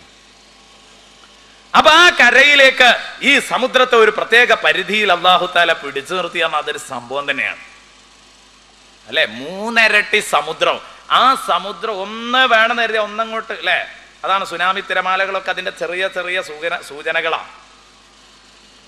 സൂചന മാത്രം, ബുദ്ധിയുള്ളവർക്ക് സൂചന മതി എന്നാണല്ലോ. അപ്പൊ ഒരു ചെറിയ ചെറിയ സൂചന മാത്രമാണ് യഥാർത്ഥത്തിൽ ആ നൽകിയതൊക്കെ. സമജ്ദാർക്ക് ലിയ ഇശാറാ കാഫി ഹേ, ബുദ്ധിയുള്ളവർക്ക് സൂചന മതി എന്നാ. ആ സൂചനയാണ് യഥാർത്ഥത്തിൽ സുനാമി തിരമാലകളൊക്കെ. അള്ളാഹു വേണമെന്ന് കരുതിയ ഒരൊറ്റ ആഞ്ഞൊന്നങ്ങോട്ട് പിടിച്ചാൽ നമ്മൾ മുഴുവൻ വെള്ളത്തിലാവും. കാരണം ഒരു പ്രയാസമില്ല, 3 ഇരട്ടി. പിന്നെന്താ, ഒരു ഭാഗം മൂടാൻ, അല്ലെ? അതിന്റെ 1/3 ഭാഗമുള്ള ഈ കര മുഴുവൻ വെള്ളത്തിലാക്കാൻ അള്ളാഹുവിന് ഒരു പ്രയാസമില്ല. അപ്പൊ ഇങ്ങനെ ഒരു നിയന്ത്രണം നമുക്കത് ബോധ്യപ്പെടാത്ത എന്തുകൊണ്ടാണെന്നറിയോ? നിങ്ങൾ അങ്ങോട്ട് നോക്കിയാലും കരയാണ്, ഇങ്ങോട്ട് നോക്കിയാലും കരയാണ്. 4 ഭാഗത്ത് നമ്മൾ കാണുന്ന കരയാ. അതുകൊണ്ടാണ് നമുക്ക് ഇങ്ങനെ ഒരു ലോകമുണ്ട് ചിന്തിക്കാൻ കഴിയുന്നില്ല പെട്ടെന്ന്. അങ്ങനെ ഒരു മാപ്പ് വെച്ച് ചിന്തിക്കുന്ന ആൾക്കേതിൽ അത്ഭുതം തോന്നുമോ, ഇത് ഫുള്ള് വെള്ളമാണല്ലോ എന്ന് മാപ്പ് ഇങ്ങനെ കാണുമ്പോൾ അപ്പോഴേ അത്ഭുതപ്പെടുള്ളൂ. ചെറിയൊരു ഒരു തുരുത്ത് മാത്രമായിരിക്കും നമ്മൾ ഈ കാണുന്ന ജീവിക്കുന്ന കര. അപ്പൊ നമുക്കതിൽ അത്ഭുതം തോന്നും. നേരെ മറിച്ച് ഞാൻ പറയും, ഇത് കൂടുതൽ ബോധ്യപ്പെടുന്ന ഒരു ടീമായിരിക്കും ദ്വീപ് നിവാസികൾ. കാരണം ദ്വീപ് നിവാസികൾക്ക് ചുറ്റും വെള്ള. ഞാൻ അഗത്തി ദ്വീപിലായിരുന്നു സന്ദർശിച്ചിരുന്നു. അവിടെ പോയപ്പോൾ ആകെ ആ ദ്വീപിന്റെ ചുറ്റളവ് 9 കിലോമീറ്ററാണ്. 9 കിലോമീറ്ററാണ് ആകെ ആ ദ്വീപിന്റെ ചുറ്റളവ്. 9 കിലോമീറ്റർ, അതിന്റെ ചുറ്റും വെള്ള. ഇവർക്ക് വേഗം ബോധ്യപ്പെടും എന്ത്, ഇത് അള്ളാഹു ആണ് കേട്ടോ നിയന്ത്രിക്കണമെന്ന് പറഞ്ഞാൽ. കാരണം എത്രയാണ് ഈ പരന്നെടുക്കുന്ന വെള്ളം, അതൊന്ന് വേണമെന്നിട്ട് ഒന്നുകൊണ്ട് ഒരുങ്ങുമ്പോഴേക്കും ഇവർ മുഴുവൻ വെള്ളത്തിലാവൂലേ. പക്ഷെ അള്ളാഹു അവിടെ മാത്രം, കാരണം അവിടെ ആൾ താമസമുണ്ട്, അതിന് പറ്റിയ രൂപത്തിൽ അള്ളാഹു താല അവിടെ പിടിച്ചു നിർത്തുകയാണ്. ഇങ്ങോട്ട് ഈ വെള്ളം കൊണ്ട് കയറാതിരിക്കാൻ വേണ്ടിയിട്ട് ഭയങ്കരമായ പാറഭിത്തികൾ ഉണ്ട് എന്ന് ശാസ്ത്രം പറയുന്നു. ആരാ ഇത് ഒരുക്കിയത്? മനുഷ്യനൊരുക്കിയതാ. വൽ ബഹ്രിൽ മസ്ജൂർ. ഈ അത്ഭുത സൃഷ്ടികൾക്ക് നേതൃത്വം നൽകിയ പടച്ച റബ്ബ്, അതിന്റെ കാർമ്മികത്വം നൽകിയ പടച്ച റബ്ബ്, അത് പ്രവർത്തിച്ചിരിക്കുന്ന സൃഷ്ടാവായ റബ്ബ്, അവൻ പറയുന്നു ഈ അത്ഭുത സൃഷ്ടികളൊക്കെ സാക്ഷിയാണ്. ഇതൊക്കെ നിങ്ങൾക്ക് ഞാൻ പറഞ്ഞതുപോലെ തന്നെ കാണാനുണ്ടെങ്കിൽ ഇന്ന അദാബ റബ്ബിക ലവാഖി. കഴിഞ്ഞില്ല. ആ 3 ഭാഗത്ത് നിരന്നു കിടക്കുന്ന വെള്ളം, ആ വെള്ളത്തിൽ നിന്ന് നീരാവി പൊങ്ങിയെങ്കിലേ ഒരു ഭാഗത്തുള്ള മനുഷ്യർക്ക് കുടിക്കാനുള്ള ശുദ്ധജലം കിട്ടൂ. അതുകൊണ്ടാണ് അത് അത്രയും പരന്നു കിടന്നത്. കാരണം ജലപ്രതലം കൂടുമ്പോഴേ നീരാവി കൂടുതൽ പോവുള്ളൂ. ഒരു ചെറിയ ഗ്ലാസ്സിൽ നിങ്ങൾ ഇവിടെ കുറച്ച് വെള്ളം വെച്ചു 2 ദിവസം വെച്ചാലും കുറച്ച് വെള്ളമേ അതൊന്ന് കുറഞ്ഞിട്ടുണ്ടാവുള്ളൂ. നേരെ മറിച്ച് ആ ഒരു ഗ്ലാസ്സിലെ വെള്ളം തന്നെ നിങ്ങളൊരു ബിരിയാണി ചെമ്പിൽ അങ്ങോട്ട് പരത്തി അങ്ങോട്ട് പറഞ്ഞു നോക്ക്, 2 മണിക്കൂർ കൊണ്ട് പോയിട്ടുണ്ടാവും സാധനം. എന്താ കാരണം? ജലപ്രതലം കൂടുമ്പോൾ അത്രയും ഭാഗത്തുനിന്ന് ഇത് പൊങ്ങിപ്പോകും. അല്ലെങ്കിൽ നിങ്ങളുടെ മൊസൈക്ക്, നിങ്ങളുടെ വീട്ടിൻ്റെ തറയിൽ, മാർബിൾ തറയിലോ അല്ലെങ്കിൽ ഗ്രാനൈറ്റ് തറയിലോ പാർന്ന് പരത്തി വെച്ചാൽ ഇപ്പം തന്നെ പൊങ്ങിപ്പോകും. കാരണം പ്രതലം കൂടാൻ അപ്പോഴേ ഇത് വേഗം ഉയരുള്ളൂ. കുടിസായ സ്ഥലത്ത്. അപ്പോൾ ഒരു ഭാഗത്തേക്ക് ജീവിക്കുന്ന മനുഷ്യർക്കും ജന്തുക്കൾക്കും വെള്ളം കുടിക്കണമെങ്കിൽ ഈ 3 ഇരട്ടി ജലപ്രതലത്തിൽ നിന്ന് വെള്ളം നീരാവി പൊങ്ങണം. അത് ശുദ്ധവായുവായിട്ട് ഇറങ്ങണം, ശുദ്ധജലമായിട്ട് ഇറങ്ങണം. അത് തന്നെ ഉപ്പുരസമില്ലാതെ ആയിരിക്കണം. എന്നാൽ കടലിൽ ഉപ്പുരസം വേണം. കാരണം ഇത്രയും പരന്ന കടലില് കോടിക്കണക്കിന് ജീവജാലങ്ങളുണ്ട്. ഓരോ ദിവസവും ചത്തടിയുന്ന ആ ജീവജാലങ്ങള് ചീഞ്ഞു നാറാതിരിക്കണമെങ്കിൽ, വെള്ളം അതുവഴി മലിനമാകാതിരിക്കണമെങ്കിൽ ഇത്രയും 5 ഇരട്ടി ഉപ്പുരസം, അല്ലെ? മറ്റു വെള്ളത്തേക്കാൾ 5 ഇരട്ടി ഉപ്പുരസം അതിലുണ്ട്. എന്തേ അതിന് കാരണം? പ്രിയപ്പെട്ട സഹോദരാ, ഇതിന് വളരെ പ്രധാനമായ കാരണം എൻ്റെയും നിങ്ങളുടെയും ജീവിതം സുഗമമാക്കാൻ വേണ്ടി അള്ളാഹു ഒരുക്കി തന്നതാണ്. ഇതൊക്കെ പറഞ്ഞിട്ട് അള്ളാഹു പറയുന്നു, ഈ കടൽ സാക്ഷിയാണ്, പടച്ചോനുണ്ടെന്ന് നിങ്ങൾക്ക് ബോധ്യപ്പെടും. അത് നോക്കിയാൽ, അത് ബോധ്യപ്പെടുന്നതോടുകൂടെ ഈ റബ്ബ് പറഞ്ഞ ശിക്ഷ അതെന്താണെന്നും ബോധ്യപ്പെടും. ഇവിടെ നിങ്ങൾക്ക് ജീവിക്കാൻ വേണ്ട അനുഗ്രഹങ്ങൾ അള്ളാഹു ഒരുക്കിയിട്ടുണ്ട്. അത് പിടിച്ച് തിന്ന് ജീവിച്ചവനോട് അതെ ചോദിക്കൂലേ അള്ളാഹു? മുക്കുവന്മാരോട് ചോദിക്കൂലേ? നമ്മളോടൊക്കെ ചോദിക്കൂലേ? സമുദ്രം തരുന്നതല്ലേ നമ്മൾ കൂടുതൽ ഭക്ഷിക്കുന്നത്? അള്ളാഹു ചോദിക്കുമെടോ, എൻ്റെ അനുഗ്രഹം കൈപ്പറ്റിയിട്ട് നിങ്ങൾ എനിക്ക് നന്ദി കാട്ടിയോ, അതോ നിങ്ങൾ നന്ദി കേടോ കാണിച്ചത്? ചോദിക്കാതെ വിടാൻ പറ്റുമോ? പറ്റില്ല. അതേ, ഈ കടൽ വഴി നിങ്ങൾ കപ്പലുകളെ കടൽ യാത്രക്ക് ഞാൻ ഒരുക്കി തന്നപ്പോ ആ കപ്പലുകളിലൂടെ നിങ്ങൾ യാത്ര ചെയ്തത് മനുഷ്യ നന്മക്ക് വേണ്ടിയാണോ? അതേ, ലാ ഇലാഹ ഇല്ലല്ലാഹയുടെ സംസ്ഥാപനത്തിന് വേണ്ടിയാണോ? അതോ മനുഷ്യനെ കൊല്ലാനോ? അതോ കടൽ കൊള്ളക്കോ? എന്തിനാ നിങ്ങൾ പോയത്? അതോ യുദ്ധക്കപ്പലോടിക്കുകയോ? എന്താ നിങ്ങൾ ചെയ്തത്? ചോദിക്കാതെ റബ്ബ് വിടില്ല. വൽ ബഹരിൽ മസ്ജൂർ ഇന്ന അദാബ റബ്ബിക ലവാഖി. ഒരപാര ശക്തിയുടെ കഴിവും ഒരു യുക്തിമാന്റെ കുറ്റമറ്റ ആസൂത്രണവുമില്ലെങ്കിൽ ഇങ്ങനെ ഒരു സംവിധാനത്തെക്കുറിച്ച് ചിന്തിക്കാൻ പോലും കഴിയില്ല. കടല്, ആകാശം, ഇതൊക്കെ അത്തരം സംവിധാനങ്ങളാണ്. അതേ, ഇത് സാക്ഷിയാണ്. ഇന്ന അദാബ റബ്ബിക ലവാഖി. നിശ്ചയം നിങ്ങളുടെ റബ്ബ് പറഞ്ഞത് നടക്കാനുള്ളത് തന്നെയാകുന്നു. ഇനിയാണ് എൻ്റെ പ്രിയപ്പെട്ട സുഹൃത്തുക്കളെ നമുക്ക് ചിന്തിക്കാനുള്ളത്. ഈ 5 സത്യവാചകങ്ങളെ ചെറുതായി ഒന്നതിനെ നമ്മൾ വീക്ഷിക്കുക മാത്രമാണ് ചെയ്തത്. അതിനോടൊപ്പം ചെറിയ ഒരു സഞ്ചാരം മാത്രമേ നടത്തിയിട്ടുള്ളൂ. ഇനി ഇവിടെ നിന്ന് അങ്ങോട്ടുള്ള ദിവസം നിങ്ങൾ എല്ലാ ദിവസവും വരണം. കാരണം ഈ സ്വർഗവും നരകവും ഇത് നമുക്ക് ബോധ്യപ്പെട്ടിട്ടാൽ നമ്മൾ രക്ഷപ്പെടും, ഉറപ്പാണ്. ഇനി നല്ല വഴവ് നമ്മുടെ ജീവിതത്തിൽ ആവശ്യമായ കാര്യങ്ങളായി ഇനി പറയാൻ പോകുന്നതൊക്കെ.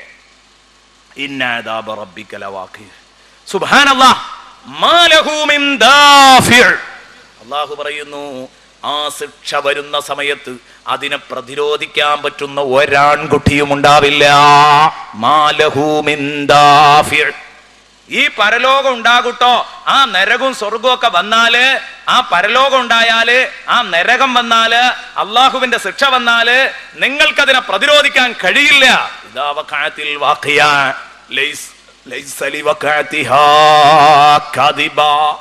ആ സംഭവത്തെ നിഷേധിക്കാൻ പറ്റുന്ന, അതിനെ കളവാക്കാൻ പറ്റുന്ന, അങ്ങനെ ഒന്ന് ഉണ്ടാകാൻ അനുവദിക്കില്ലെന്ന് പറയുന്ന ഒരാൾ ഉണ്ടാവില്ല. അങ്ങനെയും അതിനൊരു വ്യാഖ്യാനമുണ്ട്. അതുപോലെ തന്നെ അത് നടക്കുന്ന അന്ന് ഇതില്ല എന്ന് പറയുന്ന ഒരു പോക്കിരി ഉണ്ടാവില്ല. ഇൻഷാ അല്ലാഹ് ഏതായാലും വരുന്നുണ്ട്, അവിടെ വെച്ച് പറയാം. നല്ല പൊള്ളുന്ന ഒരായത്ത് വരുന്നുണ്ട്. നോക്ക്, നിങ്ങൾ പരലോകം നടക്കുകയാണ്. സംഭവിക്കേണ്ടത് സംഭവിക്കുക തന്നെ ചെയ്യും. ആരും സംഭവിക്കേണ്ട എന്ന് കരുതിയാലും, ആര് തെറ്റ് ചെയ്യുന്ന നമ്മളെ പോലത്തെ പാവപ്പെട്ട മുഅ്മിനീങ്ങൾ അവർ വിചാരിക്കും ഇങ്ങനെ ഒരു നരകം ഇല്ലാതെ പോയെങ്കിൽ, ആരും സംഭവിക്കണ്ട എന്ന് കരുതിയാലും, ആരും സംഭവിക്കില്ലെന്ന് കരുതിയാലും, യുക്തിവാദിയും നിരീശ്വരവാദിയും അതേ സംഭവിക്കേണ്ടതിന്റെ സമയത്ത് സംഭവിക്കും. അങ്ങനെ സംഭവിച്ചു കഴിഞ്ഞാൽ അന്ന് അതിനെ തിരിച്ചു കളയാൻ, പ്രതിരോധിക്കാൻ ഒരാൺകുട്ടിയും ഉണ്ടാവില്ല. എപ്പോഴാ ഈ ശിക്ഷ ഉണ്ടാകുക? പരലോകത്ത്. ആ പരലോകം നടക്കണമെങ്കിൽ എന്ത് ചെയ്യണം? ഇഹലോകം നശിക്കണം. ഇഹലോകം പരീക്ഷണാനാളാണെങ്കിൽ ഇതാദ്യമാണ് തീരണം, അപ്പോഴല്ലേ പ്രതിഫല നാൾ വരാൻ പറ്റുള്ളൂ. അപ്പൊ അല്ലാഹു തആല അടുത്ത ആയത്തിൽ പറയുന്ന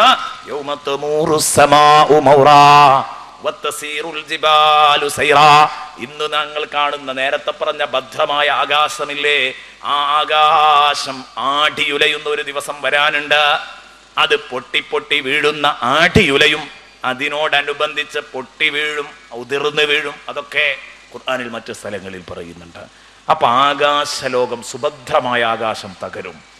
പിന്നെയോ ഭൂമിയും തകരും. ഭൂമിന്റെ ആണിക്കല്ലുകൾ ഏതാ? പർവ്വതം.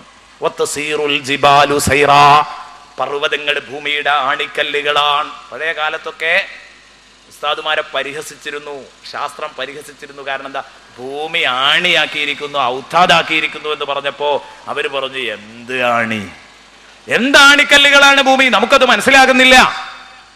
അങ്ങനെ ഉണ്ടോ? രാണി അടിക്കൽ ഇത് മേലോട്ടാണല്ലോ കാണുന്നത്.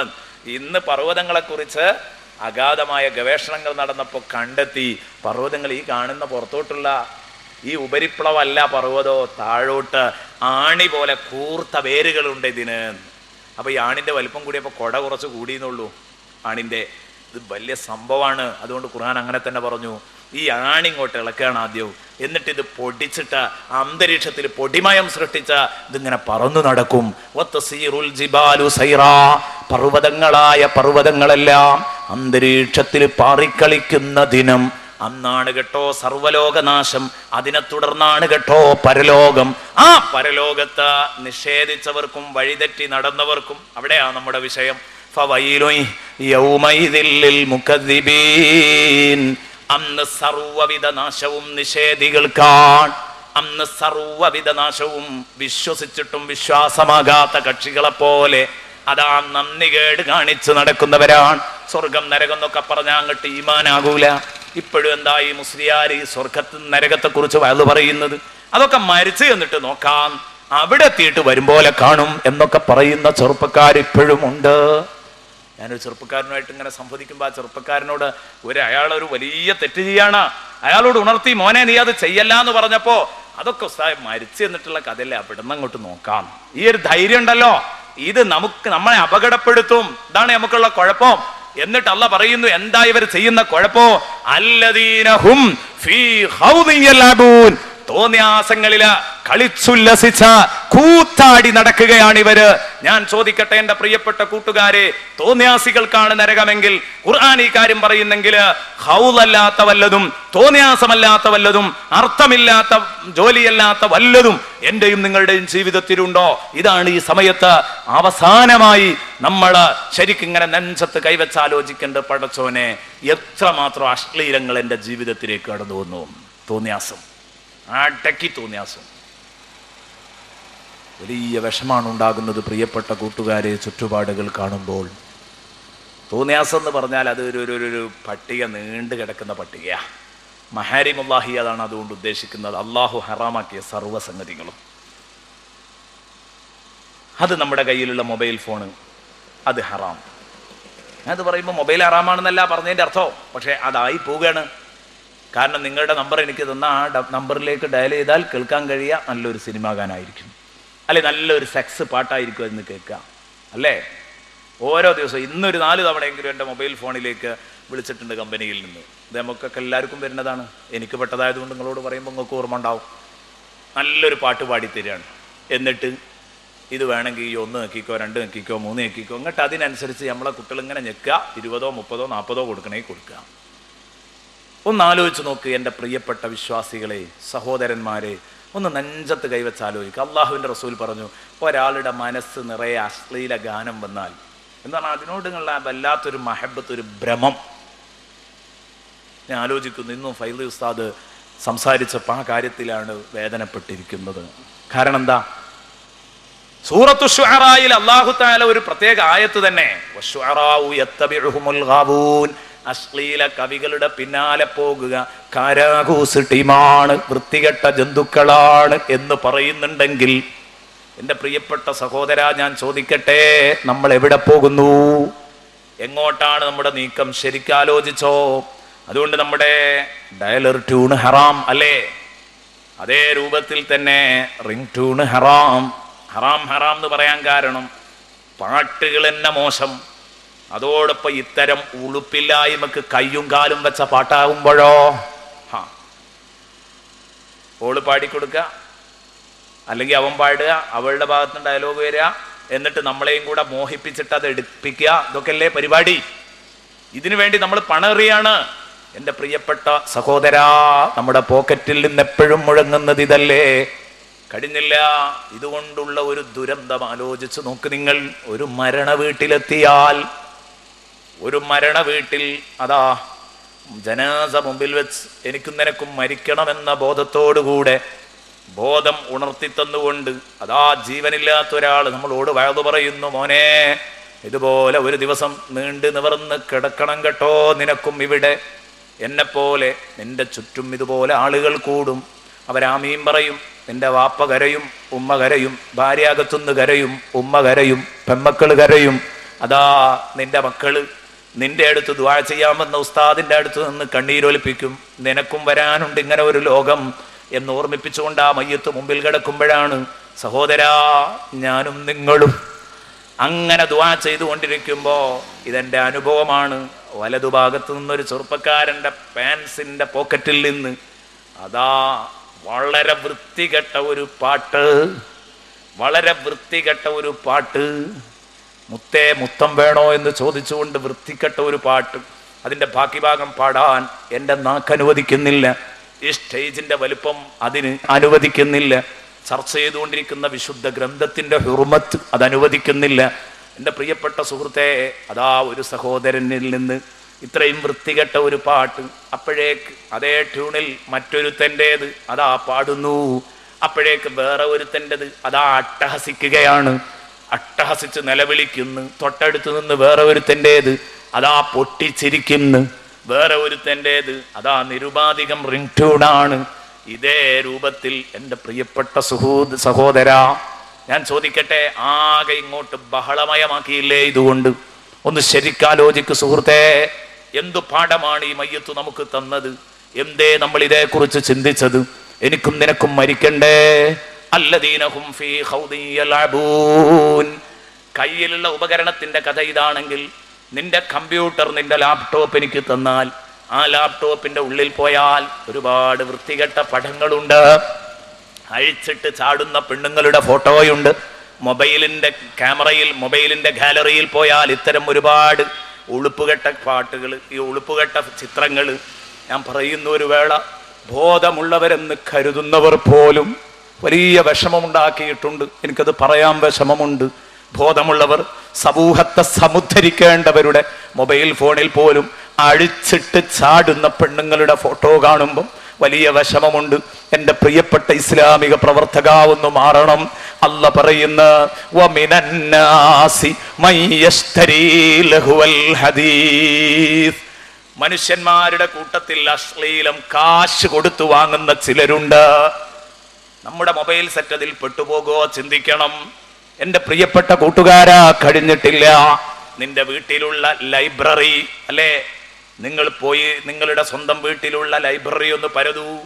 ആ പുസ്തക ശേഖരം ഒന്ന് പരിശോധിച്ചാൽ എത്ര പുസ്തകങ്ങളാണ് അതിൽ. ഉളുപ്പുകെട്ട പുസ്തകങ്ങൾ അല്ലേ, ഉടുക്കാത്ത പെണ്ണുങ്ങളുടെ ഫോട്ടോ മാത്രം, ഒരക്ഷരം പോലും ഒരു വരി എഴുതാത്തത്. ഉളുപ്പുകെട്ട സ്ത്രീമേനി മാത്രം, നഗ്നമായ സ്ത്രീമേനി മാത്രം ചുടപ്പം പോലെ വിറ്റഴിക്കുന്നു ഓരോ ആഴ്ചയിലും. അതിൻ്റെ പുറംചട്ട പോലും നോക്കാൻ മാന്യന്മാർക്ക് സാധിക്കില്ല. ഇത്തരം പുസ്തകങ്ങളാണ് മീശ പോലും കിളിർക്കാത്ത ചെറിയ ചെറിയ പയ്യന്മാര് വാങ്ങി വായിക്കുന്നത്, നിരക്ഷരായ വാപ്പയും ഉമ്മയും എടുത്തു നോക്കുന്നത്. എന്നിട്ടൊരക്ഷരം പോലും ഈ മോനോട് പറയാനുള്ള വോയിസ് വാപ്പാക്കും ഇല്ലാതെ പോയി, ഉമ്മാക്കും ഇല്ലാതെ പോയി. ഗ്രന്ഥങ്ങൾ മുഴുവനും അശ്ലീലം, പുസ്തകങ്ങൾ മുഴുവനും അശ്ലീലങ്ങൾ, നിന്റെ കയ്യിലുള്ള ഉപകരണം മൊബൈൽ ഫോൺ അശ്ലീലങ്ങള്, നിന്റെ അടുത്തുള്ള CD ശേഖരം പരിശോധിച്ചാൽ ആ CDs മുഴുവനും അശ്ലീലങ്ങള്. ഒരു വയലിന്റെ CD ആ കൂട്ടത്തിലുണ്ടോ? ഇല്ല. ഉള്ളത് മുഴുവനും വൃത്തികെട്ടത് മാത്രം. സിനിമ പാട്ടുകൾ മാത്രോ, വൃത്തികെട്ട ബ്ലൂ ഫിലിമുകൾ മാത്രോ ആസ്വദിച്ചുകൊണ്ട് കഴിഞ്ഞുകൂടുകയാണ്. പുറത്തേക്കിറങ്ങിയാൽ ഏതായാലും ഹറാം, പറയുന്നതും ഹറാം, കേൾക്കുന്നതും ഹറാം, കാണുന്നതും ഹറാം ഒക്കെ. എന്നാൽ അവനവന്റെ സ്വന്തം റൂമില്, പ്രൈവറ്റ് റൂമിലേക്കെങ്കിലും ഒതുങ്ങുമ്പോ ഹലാലിന്റെ ബൗണ്ടറിയിൽ എത്താറുണ്ടായിരുന്നു. കാരണം അവിടെ ഭാര്യയാണ്. പക്ഷേ അവിടെയും ഹറാം നൃത്തമാടുന്നു, അവിടെയും ഹറാമിന്റെ കയ്യും കാലും വെച്ച ചിത്രങ്ങൾ.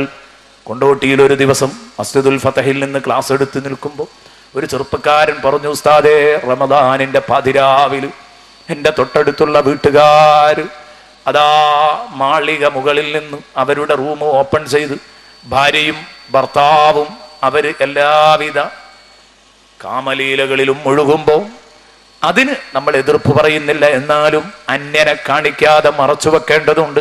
അതവർ ചെയ്തില്ല. പോവട്ടെ ഉസ്താദേ, അവർ ചെയ്യുന്നത് മുഴുവനും ഹലാല് നമുക്ക് പറയാം. അവിടെയും ഹറാമുകൾ വരുന്ന മാർഗങ്ങളുണ്ട്, അതേക്കുറിച്ചല്ല പറഞ്ഞത്. എന്നാലും ഒരു പരിധി വരെ എല്ലാം ഹലാലു തന്നെയാണല്ലോ. തൻ്റെ ഭാര്യയെ ആർത്തവ സമയത്തോ അല്ലെങ്കിൽ നിഫാസിന്റെ സമയത്തോ സമീപിച്ചില്ലെങ്കിൽ, അതുപോലെ തന്നെ പിൻഭാഗത്തിലൂടെ ഭാര്യയെ സമീപിച്ചില്ലെങ്കിൽ, ബാക്കി ഇനി ഇവൻ എന്തു ചെയ്താലും എല്ലാം ഹലാൽ എന്ന ഒരു പരിധിയിലല്ലേ വരുന്നത്. പക്ഷേ അവിടെയും ഇവരുടെ മുമ്പിൽ കാണുന്ന വീഡിയോ, അപ്പോഴും ഇവരുടെ മുമ്പിൽ കാണുന്ന ചിത്രം ബ്ലൂ ഫിലിമിന്റെ ചിത്രമാണ്. ഉടുക്കാത്ത ഒരു നൂല് പോലും ഉടുക്കാത്ത ആണും പെണ്ണും കാട്ടുന്ന കോപ്രായങ്ങൾ, അത് നോക്കിയിട്ട് അതേപടി അനുകരിക്കുന്ന ഒരു സ്വഭാവം. ഞാനിതിങ്ങനെ പച്ചയായി പറയാൻ കാരണം മുസ്ലിം ഉമ്മത്തിലേക്ക് ചേക്കേറിയിട്ടുണ്ട്. ആ ചെറുപ്പക്കാരൻ എന്നോട് പറഞ്ഞു, ഉസ്താദേ, എൻ്റെ ഒരു അയൽക്കാരൻ്റെ മാത്രം കഥയല്ല, ഞങ്ങളുമായി ബന്ധപ്പെട്ട മുഴുവൻ ചെറുപ്പക്കാരും ഇത് പറയുന്നുണ്ട്. ശക്തമായി പറയണം, നോക്ക് നിങ്ങൾ, ഇവിടെ മണിയറയും ഹറാമാവുകയാണ് അല്ലേ? കാരണം ഈ ചിത്രങ്ങൾ കാണുന്നത് ഹറാമല്ലേ, ഇതിന് കാശ് കൊടുക്കുന്നത് ഹറാമല്ലേ? എൻ്റെ പ്രിയപ്പെട്ട സഹോദര, എങ്ങനെയാ നമ്മൾ നന്നാവാൻ പോകുന്നത്? അള്ളാഹു നമ്മളെ നന്നാക്കി തരട്ടെ. അല്ലദീനഹും ഫീ ഖൗദി യൽഅബൂൻ, സ്വർണ്ണമോതിരങ്ങൾ ധരിക്കുന്നവർ, സ്വർണത്തിന്റെ മാല ധരിക്കുന്നവർ, ഇങ്ങനെ നീണ്ടുപോകുന്നു ഈ പട്ടിക. എല്ലായിടത്തും അശ്ലീലങ്ങളാണ്, എല്ലായിടത്തും അനാവശ്യങ്ങളാണ്. വായിക്കുന്ന പുസ്തകങ്ങളാവട്ടെ, നോക്കുന്ന ഫോട്ടോകളാവട്ടെ, ചെയ്യുന്ന പ്രവൃത്തികളാവട്ടെ, എല്ലാം അശ്ലീലങ്ങൾ.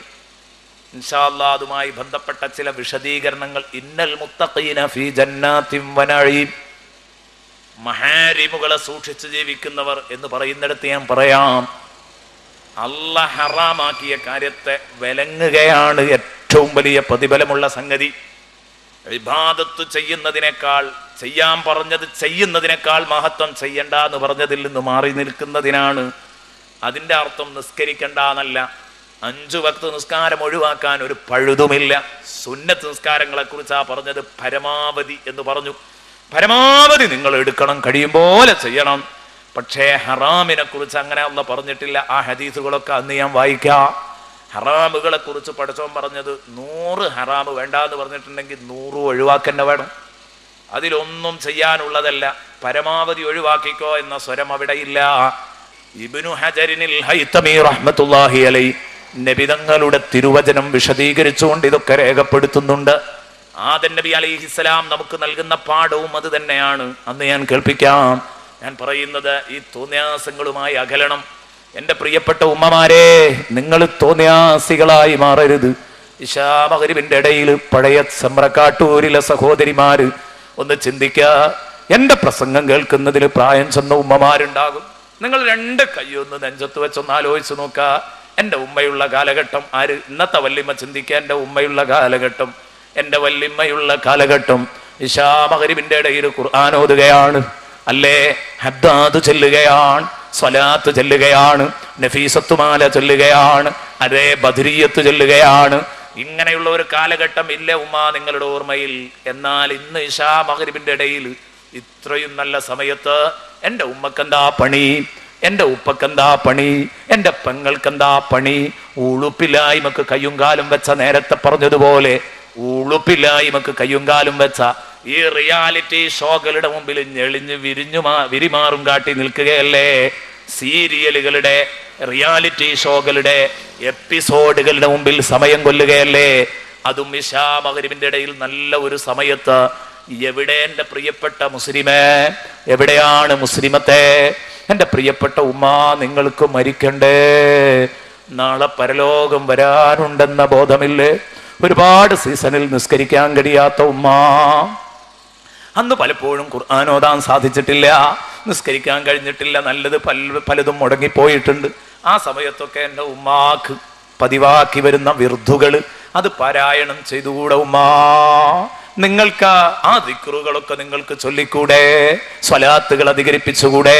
മാത്രമല്ല, ഇങ്ങനെ കിട്ടുന്ന ദിവസങ്ങളിലൊക്കെ ഖുർആൻ ഓതി സ്വലാത്ത് ചൊല്ലി തൻ്റെ പരമാവധി നന്മയുടെ അക്കൗണ്ട് അങ്ങനെ തടിപ്പിച്ചു വെക്കണ്ടേ? പ്രിയപ്പെട്ട സഹോദര, എവിടെ? നമ്മൾ മുഴുവൻ അനാവശ്യങ്ങളിലും ഇന്ന് കൂത്താടി നടക്കുന്നു എന്ന് പറഞ്ഞാൽ, ഇത്തരം ഒരു വാളിന്റെ സദസ്സുണ്ടെന്ന് പറയുമ്പോൾ ഒരുപാട് നല്ല ജനങ്ങൾ, നേരത്തെ ബഹുമാനപ്പെട്ട ഫൈസി ഉസ്താദ് പറഞ്ഞു, നിങ്ങൾ കേട്ടില്ലേ? നിങ്ങളൊക്കെ വന്നു, ഉസ്താദിന്റെ സന്തോഷം കൊണ്ട് പറഞ്ഞതാണ്. എത്തി, അൽഹംദുലില്ലാഹ്, റാഹത്ത് തന്നെയാണ്. അല്ലദീനഹും ഫീ ഖൗദി യൽഅബൂൻ. എന്നാൽ പരിസരങ്ങളിൽ ഇത്തരം പാട്ടുകളും ഒച്ചപ്പാടുകളും ഒക്കെ നടക്കുമ്പോൾ ഈ സദസ്സിൽ ഒത്തിരിക്കാൻ കഴിഞ്ഞ നിങ്ങൾ ഭാഗ്യവാന്മാരാണ്. ഞാനും നിങ്ങളും ഭാഗ്യവാന്മാരാണ്. അള്ളാഹു ഇതിന്റെ മഹത്വം കൊണ്ട് നമുക്കൊരർഹതയുമില്ലെങ്കിലും ഇന്നിവിടെ വന്നിരുന്നതിന്റെ മഹത്വം കൊണ്ട് അള്ളാഹു നമുക്ക് സ്വർഗം നൽകി അനുഗ്രഹിക്കട്ടെ.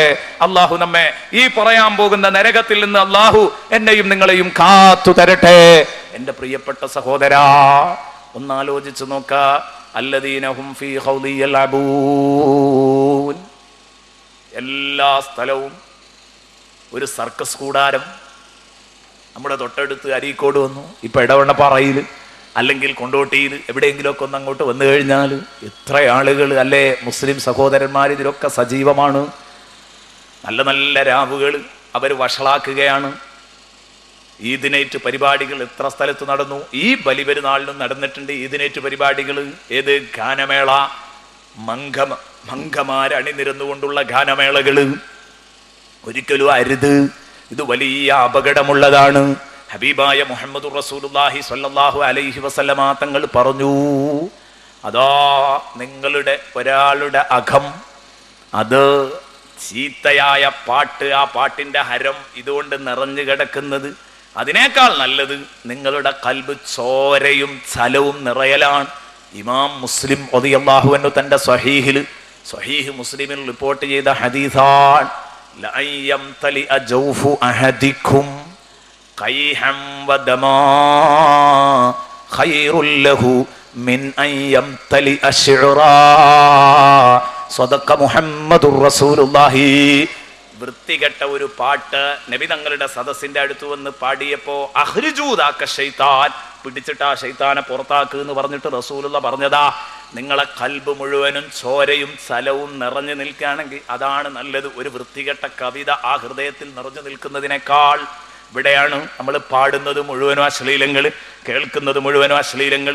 അള്ളാഹുവിനെ വിചാരിച്ചിട്ടുണ്ട് ചെറുപ്പക്കാരാ, ശേഷം പറയാൻ പോകുന്ന ശക്തമായ നരകം താങ്ങാനാവില്ലെങ്കിൽ ഞാൻ അപേക്ഷിക്കുന്നു ചെറുപ്പക്കാരാ, ഇന്ന് തന്നെ മൊബൈലിൽ ഫീഡ് ചെയ്തു വെച്ചിരിക്കുന്ന ആ വൃത്തികെട്ട പാട്ട് ഒഴിവാക്ക് ചെറുപ്പക്കാരാ. പടച്ചവനെ കരുതിയിട്ട് ഒഴിവാക്ക. കഴിഞ്ഞില്ല. തോന്നിയാസങ്ങളിൽ കൂത്താടുന്നു എന്ന് പറയുമ്പോ ബഹുമാനപ്പെട്ട അബ്ദുല്ലാഹി ഇബ്നു ഉമർ റളിയല്ലാഹു അൻഹു പറയുന്നത് കാണാം, ഇന്നകും ലതഅമലൂന അഅമാലൻ, നിങ്ങൾ കുറെ പണികൾ ചെയ്തുകൊണ്ടിരിക്കുന്നുണ്ട്. ഹിയ അദഖു ഫീ അഅ്യുനികും, അത് നിങ്ങളുടെ കണ്ണിൽ വളരെ വളരെ നിസ്സാരമാണ്. മിനശ്ശഅരി, തലനാരിനേക്കാൾ മുടിയേക്കാൾ നിസ്സാരമായി വളരെ നിസ്സാരവൽക്കരിച്ചുകൊണ്ട് നിങ്ങൾ ചെയ്യുന്ന കുറെ വേണ്ടാത്തരങ്ങളുണ്ട്. വഇന്നാ കുന്നാ നഉദ്ദുഹാ ഫീ സമനിൻ നബി സല്ലല്ലാഹു അലൈഹി വസല്ലമ മിനൽ മൂബിഖാത്ത്, ഞങ്ങൾ മുത്തുനബിയുടെ കാലഘട്ടത്തില് അതിനെ വൻ പാപങ്ങളുടെ കൂട്ടത്തില്, മഹാപാപങ്ങളുടെ കൂട്ടത്തില്, മഹാനാശിനികളുടെ കൂട്ടത്തിലാണ് ഞങ്ങൾ എണ്ണിയിരുന്നത്. മൂബിഖാത്ത് എന്ന് പറഞ്ഞാൽ വന്തോഷമൊന്നുമല്ല, കബീറത്തൊന്നുമല്ല. മൂബിഖത്തിന്റെ അർത്ഥം മനുഷ്യനെ കൊന്നുകളയുന്ന പാപം, മാരകമായ പാപമാണ്. ആ കൂട്ടത്തിൽ ഞങ്ങൾ എണ്ണിയിരുന്ന കുറെ കാര്യങ്ങൾ ഇന്ന് നിങ്ങൾ ഒരു മുടിയുടെ വില പോലും കൽപ്പിക്കാതെ വളരെ നിസ്സാരവൽക്കരിച്ചുകൊണ്ട് ചെയ്തുകൊണ്ടിരിക്കുന്നതാണ്. അതൊക്കെയാണ് നമ്മളിപ്പോൾ പറയുന്ന വിഷയങ്ങളൊക്കെ. അപ്പൊ അത് കേട്ടു നിൽക്കുന്ന മറ്റൊരു സഹാബി പറഞ്ഞു, അബ്ദുല്ലാഹി ഇബ്നു ഉമർ പറഞ്ഞത് സത്യമാണ് കേട്ടോ. അദ്ദേഹം പറഞ്ഞു വളരെ സത്യമാണ്. എന്നിട്ട് അദ്ദേഹം പറഞ്ഞു,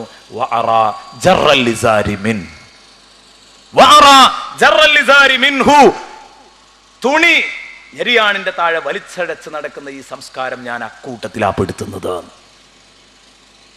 ഞാൻ എൻ്റെ പ്രിയപ്പെട്ട സുഹൃത്തുക്കളോട് പറയട്ടെ, ഒരുപാട് സ്ഥലങ്ങളിൽ അൽഹംദുലില്ലാഹ് എൻ്റെ ജീവിതത്തിൽ എനിക്ക് ഈ ഖുർആൻ ക്ലാസ് കൊണ്ടുള്ള വലിയൊരു സന്തോഷമാണത്.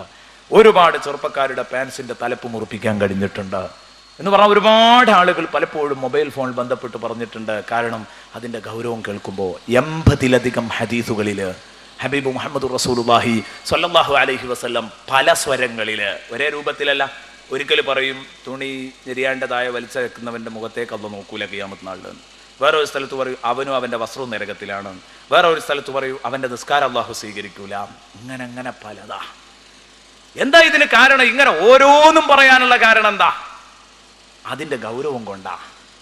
ഇന്നല്ലാഹ ലാ യഖ്ബലു സ്വലാത്ത മുസ്ബിലിൻ നിസാറ, മുണ്ട് വലിച്ചടച്ചു നടക്കുന്നവന്റെ നിസ്കാരം അല്ലാഹു സ്വീകരിക്കൂല. അബൂദാവൂദ് റിപ്പോർട്ട് ചെയ്യുന്ന ഹദീസിൽ കാണാം. എന്താ ഇതിന് കാരണം? 2ാം ക്ലാസ് നമ്മൾ പഠിച്ചു വെച്ചിട്ടുണ്ട്. നിസ്കാരം സ്വീകരിക്കണമെങ്കിൽ അതിൻ്റെ ഷർത്താണ് ത്വഹാറത്ത്.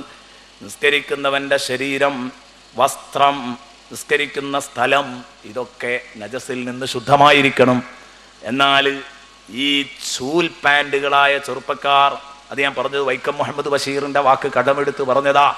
അയാൾ ഇങ്ങനെ ഒരു ചെറുപ്പക്കാരനെ കണ്ടപ്പോൾ അയാളുടെ കഥയിൽ എഴുതുന്നുണ്ട്, ഞാനൊരു ചൂൽ പാൻറ്റിനെ കണ്ടു. നല്ലൊരു വാക്കാണത്, ചൂൽ പാൻറ്റ്. കാരണോ? എന്നിട്ട് അദ്ദേഹം അതിനെ വ്യാഖ്യാനിച്ചു. ചൂൽ പാൻറ്റ് എന്ന് ഞാൻ പറയാൻ കാരണം, ഞാനിങ്ങനെ ശ്രദ്ധിച്ചു നോക്കുമ്പോൾ ഫുട്പാത്തിലുള്ള കഫം, മലം, മൂത്രം, ചാണകം ഇതൊക്കെ ഇയാളിങ്ങനെ അടിച്ചുവാരി കൊണ്ടുപോകുക. ഈ ചെറുപ്പക്കാരൻ തൻ്റെ പാൻസ് കൊണ്ട് ഷൂ അടക്കം മൂടുന്ന പാൻസാ ധരിച്ചിട്ടുള്ളത്. പ്രിയപ്പെട്ട ചെറുപ്പക്കാരാ, പാൻസിൻ്റെ തലപ്പൊന്ന് മുറിച്ചുകൂടെ? ഞെരിയാണിൻ്റെ താഴെ പാൻസ് വന്നുകൂടാ? പാൻസ് ഉടുക്കുന്ന ചെറുപ്പക്കാർ വേറെയും കുറേ കാര്യങ്ങൾ ശ്രദ്ധിക്കേണ്ടതുണ്ട്. നിസ്കാര സമയത്തൊക്കെ പലപ്പോഴും അവരുടെ ഔറത്ത് പരിപൂർണമായി മറയണമെങ്കിൽ വളരെ പ്രയാസമാണ്. എൻ്റെ പ്രിയപ്പെട്ട സഹോദര, ഞാൻ പറയുന്ന ഏറ്റവും ചുരുങ്ങിയത് ഈ പാൻസിൻ്റെ തല നിനക്കൊന്ന് കഷ്ണിച്ചുകൂടെ? അത് പറയുമ്പോൾ എൻ്റെ ചെറുപ്പക്കാരനോട് ചോദിക്കും, പിന്നെ എന്തിനാ പാൻസ് ഉടുക്കുന്നത് എന്ന് ചോദിച്ചേക്കാം. ബേജാറാവണ്ട, നിന്നെ പരിഹസിക്കും കൂട്ടുകാരല്ലേ. പേടിക്കേണ്ട സുഹൃത്തെ, എത്രയോ ഡോക്ടർമാരും എഞ്ചിനീയർമാരും അഭ്യസ്ത വിദ്യരും വൃത്തിബോധമുള്ള മുഴുവൻ, ശുചിത്വബോധമുള്ള മുഴുവൻ ടീമും ഞെരിയാണിയുടെ മുകളിലാണ് അവരുടെ വസ്ത്രങ്ങൾ. എന്നാൽ ഇത് പാലിച്ചുകൂടാ എന്ന നിർബന്ധമുള്ളതാർക്കാന്നറിയോ നിങ്ങൾ? ഈ നമ്മൾ സാധാരണ കണ്ടുവരുന്ന റൗഡി ടീം എന്ന് പറയുന്നൊരു ടീമുണ്ട്. അവർക്കിത് എത്ര പറഞ്ഞാലും തലയിലേക്കങ്ങ് കയറുന്നില്ല, കഴിഞ്ഞില്ല. മുതലാളിമാര്, എൻ്റെ ശബ്ദം കേൾക്കുന്ന മുതലാളിമാര് ശ്രദ്ധിച്ചോ. മുതലാളിമാര് സാധാരണ തുണി അങ്ങോട്ട് അഴിച്ചിട്ടിട്ടുണ്ടെങ്കിൽ ഒരു കുത്തുണ്ട്, ആ കുത്തങ്ങോട്ട് അഴിച്ചിട്ടാൽ ആ മുതലാളിയുടെ തുണി അതങ്ങനെ വിരിഞ്ഞു കിടക്കണം. 1/2 മീറ്ററെങ്കിലും മാർബിൾ തറയിൽ വിരിഞ്ഞു കിടക്കണം, അല്ലെങ്കിൽ റോഡില്, ചാണകത്തില്, ഓവുചാലിൽ വിരിഞ്ഞു കിടക്കണം. അപ്പോഴേ ഇഷ്ടാവൂ. എന്താവോ കുറച്ചൊന്ന് തുണി പൊക്കിക്കൂടെ എന്ന് ചോദിച്ചാൽ അയാൾക്ക് തോന്നിപ്പോവുകയാണ് ഞാനൊരു മൊല്ലാക്കയായി. മുതലാളിക്ക് തോന്നിപ്പോവുകയാണ്.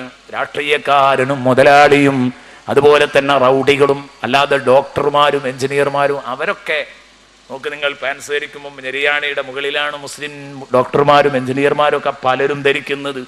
എൻ്റെ കൂടെ വന്നാൽ ഞാൻ ചൂണ്ടിക്കാണിച്ചു തരാം. എന്താ അതിന് കാരണം? ബോധമുണ്ട് എന്നതാണ്. ഈ അങ്ങാടിയിലൂടെ തോട്ടിയുടെ പണിയെടുത്ത് ചെന്ന ഇവൻ അതെല്ലാം കൂടെ മടക്കി തെരച്ചു വെച്ചൊരു കുത്തും കുത്തിയിട്ട് അള്ളാഹു അക്ബർ, ഏത് ചാണകവും കഫും മലവും ഒക്കെ എല്ലാം കൂടെ കൂട്ടിയിട്ട് അള്ളാഹു അക്ബർ. അള്ളാഹു സ്വീകരിക്കോ? ഉദു എടുത്തപ്പോൾ അവൻ്റെ പാൻസിൻ്റെ തലപ്പ് നനഞ്ഞിട്ടുണ്ട്. ആ പാൻസിൻ്റെ തലപ്പ് നനഞ്ഞിട്ടുണ്ടെങ്കിൽ അതാ അവൻ സുജൂദിലേക്ക് പോയി. സുജൂദിൻ്റെ ഇടയിലുള്ള ഇരുത്തിരിക്കുമ്പോൾ ആ പള്ളിയും മലിനാക്കി, അവൻ്റെ ശരീരവും മലിനായി, അവൻ്റെ വസ്ത്രവും നജസായി. ഇത്തരം ചെറുപ്പക്കാരെ ഇമാമി ഇങ്ങോട്ട് കേറല്ല മോനെ എന്ന് പറയേണ്ട ഒരു ദുരവസ്ഥ പലപ്പോഴും കാണാറുണ്ട്. നിങ്ങൾക്കറിയോ ഇതിൻ്റെ കടുപ്പം? ബഹുമാനപ്പെട്ട സയ്യിദുന ഉമർ ഇബ്നുൽ ഖത്താബ് റളിയല്ലാഹു അൻഹു അതാ വഫാത്തിന്റെ സമയമാണ്. റസൂലുള്ള നേരത്തെ പറഞ്ഞതല്ലേ, ഷഹീദായിട്ടാണ് ഉമറേ നിങ്ങൾ മരിക്കാൻ. അതെ, ആ പ്രവചനത്തിന്റെ പുലർച്ചയാണ് ബഹുമാനപ്പെട്ട സയ്യിദുന ഉമർ ഇബ്നുൽ ഖത്താബ് റളിയല്ലാഹു അൻഹുവിന് കുത്തേറ്റിട്ട് അതാ മരണശയ്യയിൽ കിടക്കുകയാണ്. കുത്തേറ്റ് തന്നെ അവസാനത്തെ കാഴ്ച, അന്ത്യക്കാഴ്ച ഒരു തവണ കാണാൻ വേണ്ടി തൻ്റെ പ്രിയപ്പെട്ട കൂട്ടുകാര് അതാ വന്നങ്ങനെ നീങ്ങിക്കൊണ്ടിരിക്കുമ്പോൾ ആ ക്യൂവിനെങ്ങനെ ശ്രദ്ധിക്കുകയാണ് ഉമർ ഇബ്നുൽ ഖത്താബ്. ആ നീണ്ടു നിൽക്കുന്ന ക്യൂവില് ഒരു ചെറുപ്പക്കാരനെ കണ്ടപ്പോൾ ഏതാണത് ഘട്ടം? മരണത്തോട് മല്ലടിക്കുന്ന സമയമാണ്, എല്ലാ ശോലും വിട്ട സമയമാണ്. ആ സമയത്ത് ആ ചെറുപ്പക്കാരൻ അവിടെ നിർത്തി, മോനെ പോകല്ലേ. എന്തേ? അയാളോട് പറയുന്നു, മോനെ ആ വസ്ത്രത്തിന്റെ തലപ്പൊരൽപ്പം കയറ്റു മോനെ, അത് വലിച്ചഴക്കല്ല നിലത്ത്, അള്ളാഹുവിന്റെ റസൂലിന് പൊരുത്തമില്ലാത്ത പണിയാ മോനെ.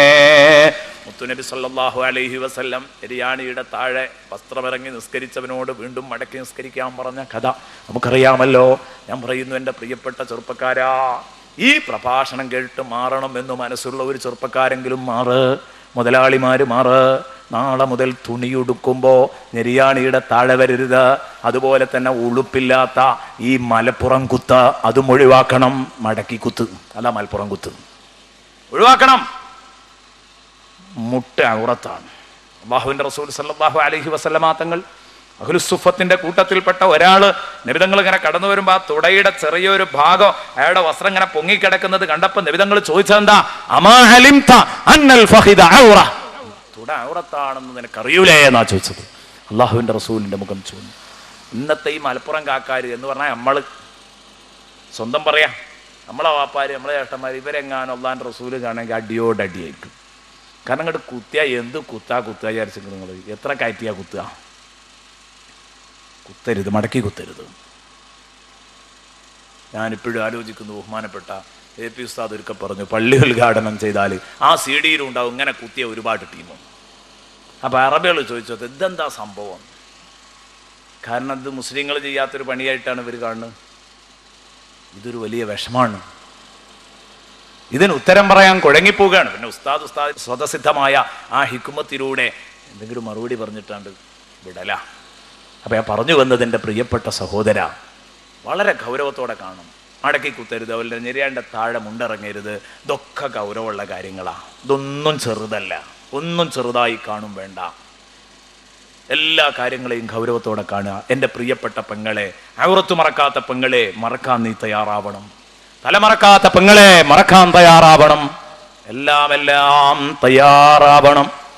അള്ളാഹുവിൻ്റെ ദീന് മുറുകെ പിടിച്ച് ജീവിക്കണം.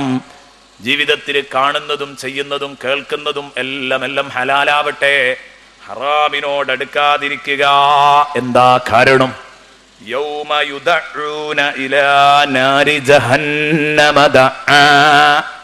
യൗമ യുദഊന ഇലാ നാരി ജഹന്നമ ദഅ. യൗമ യുദഊന ഇലാ നാരി ജഹന്നം. നാളെ ഇവരെ കൊണ്ടുപോയിട്ട് നരകത്തിലേക്ക് അങ്ങ് തള്ളുന്നു. ഒരു തള്ളലങ്ങ് തള്ളുന്നു. അള്ളാഹു പറയുന്ന ഇവരെ കൊണ്ട് ചെന്നിട്ട് നരകാഗ്നിയിലേക്ക് ശക്തമായി തള്ളപ്പെടുന്ന നാള്. യൗമ യുദഊന ഇലാ നാരി ജഹന്നമ ദഅ. ഇവിടെ നിങ്ങട്ടാണ് നരകത്തിന്റെ ചെറിയൊരു ചിത്രം പറയുന്നത്. എന്നിട്ട് നമുക്ക് സ്വയം ചിന്തിക്കാം, ഈ അശ്ലീല സാഹിത്യങ്ങളൊക്കെ ഒഴിവാക്കിയിട്ട് ഖുർആൻ എടുക്കണോ ഇശാ മഗ്‌രിബിന്റെ ഇടയിൽ? വേണ്ടാത്തവരൊക്കെ കാണുന്ന പരിപാടി ഒഴിവാക്കണോ? ഒന്ന് നമുക്കൊന്ന് സ്വന്തമായിട്ടൊന്ന് ആലോചിക്കാനുള്ള ഒരു ചെറിയ അവസരം. ഇതൊന്നങ്ങോട്ട് കേൾക്കുക, അത് കേട്ടിട്ട് ദുആ ചെയ്ത് പിരിയാ. കൂടുതൽ നീട്ടിക്കൊണ്ട് പിന്നെ എന്നും കൃത്യമായി സമയം പാലിച്ചുകൊണ്ടായിരിക്കും പ്രഭാഷണം നടക്കുക. ഇത് കേട്ടാൽ ഇനി ഉറപ്പാ ജീവിതത്തിലൊന്നും ചെയ്യൂല. ഇതിൽ ഈമാനുള്ളവൻ ചെയ്യൂല. നേരത്തെ നമ്മൾ പറഞ്ഞല്ലോ ഈമാനുള്ളവൻ ചെയ്യൂല. ചെയ്യൂല്ലേ? നോക്ക്, യൗമയുദഊന ഇലാ നാരി ജഹന്നമ ദഅ, അവരെ കൊണ്ടുപോയി നരകാഗ്നിയിലേക്ക് തള്ളപ്പെടുന്ന നാട്. തള്ളാന്ന് പറഞ്ഞാൽ തന്നെ അതിന്റെ മോശം എത്രയെന്ന് അറിയില്ലേ? ബഹുമാനപ്പെട്ട ഇമാം റാസി റഹ്മത്തുള്ളാഹി അലൈഹി പറഞ്ഞു, ആ ഒരു ഒറ്റ പ്രയോഗം മതി ഇതിന്റെ ഗൗരവം തിരിയാൻ. നമ്മൾ വൃത്തികെട്ട സാധനം, വൃത്തികെട്ട സാധനം കൊണ്ട് ഈ തള്ളുക എന്ന് പറയാം അല്ലേ? കോഴിപ്പാട്സ് കൊണ്ടുപോയി റോട്ടിലേക്ക് സമർപ്പിച്ചു എന്ന് പറയില്ല, കോഴിപ്പാട്സ് എഴുന്നള്ളിച്ചു എന്ന് പറയൂല. നേരെ മറിച്ച് കോഴിപ്പാട്സ് കൊണ്ടുപോയി റോട്ടിൽ തള്ളി എന്നാ പറയാ. ആര്? അക്രമികള്, രാജ്യദ്രോഹികള്, മനുഷ്യസ്നേഹികളല്ലാത്തവര് കോഴിപ്പാട്സ് കൊണ്ടുപോയി റോട്ടിൽ തള്ളി എന്നാ പറയാ. അല്ലെങ്കിൽ ചപ്പു ചവറുകൾ കുപ്പത്തൊട്ടിയിലേക്ക് തള്ളി എന്നാ പറയാ. ഈ വൃത്തികെട്ട സാധനമൊക്കെ തള്ളുക എന്നാ പ്രയോഗിക്കാം.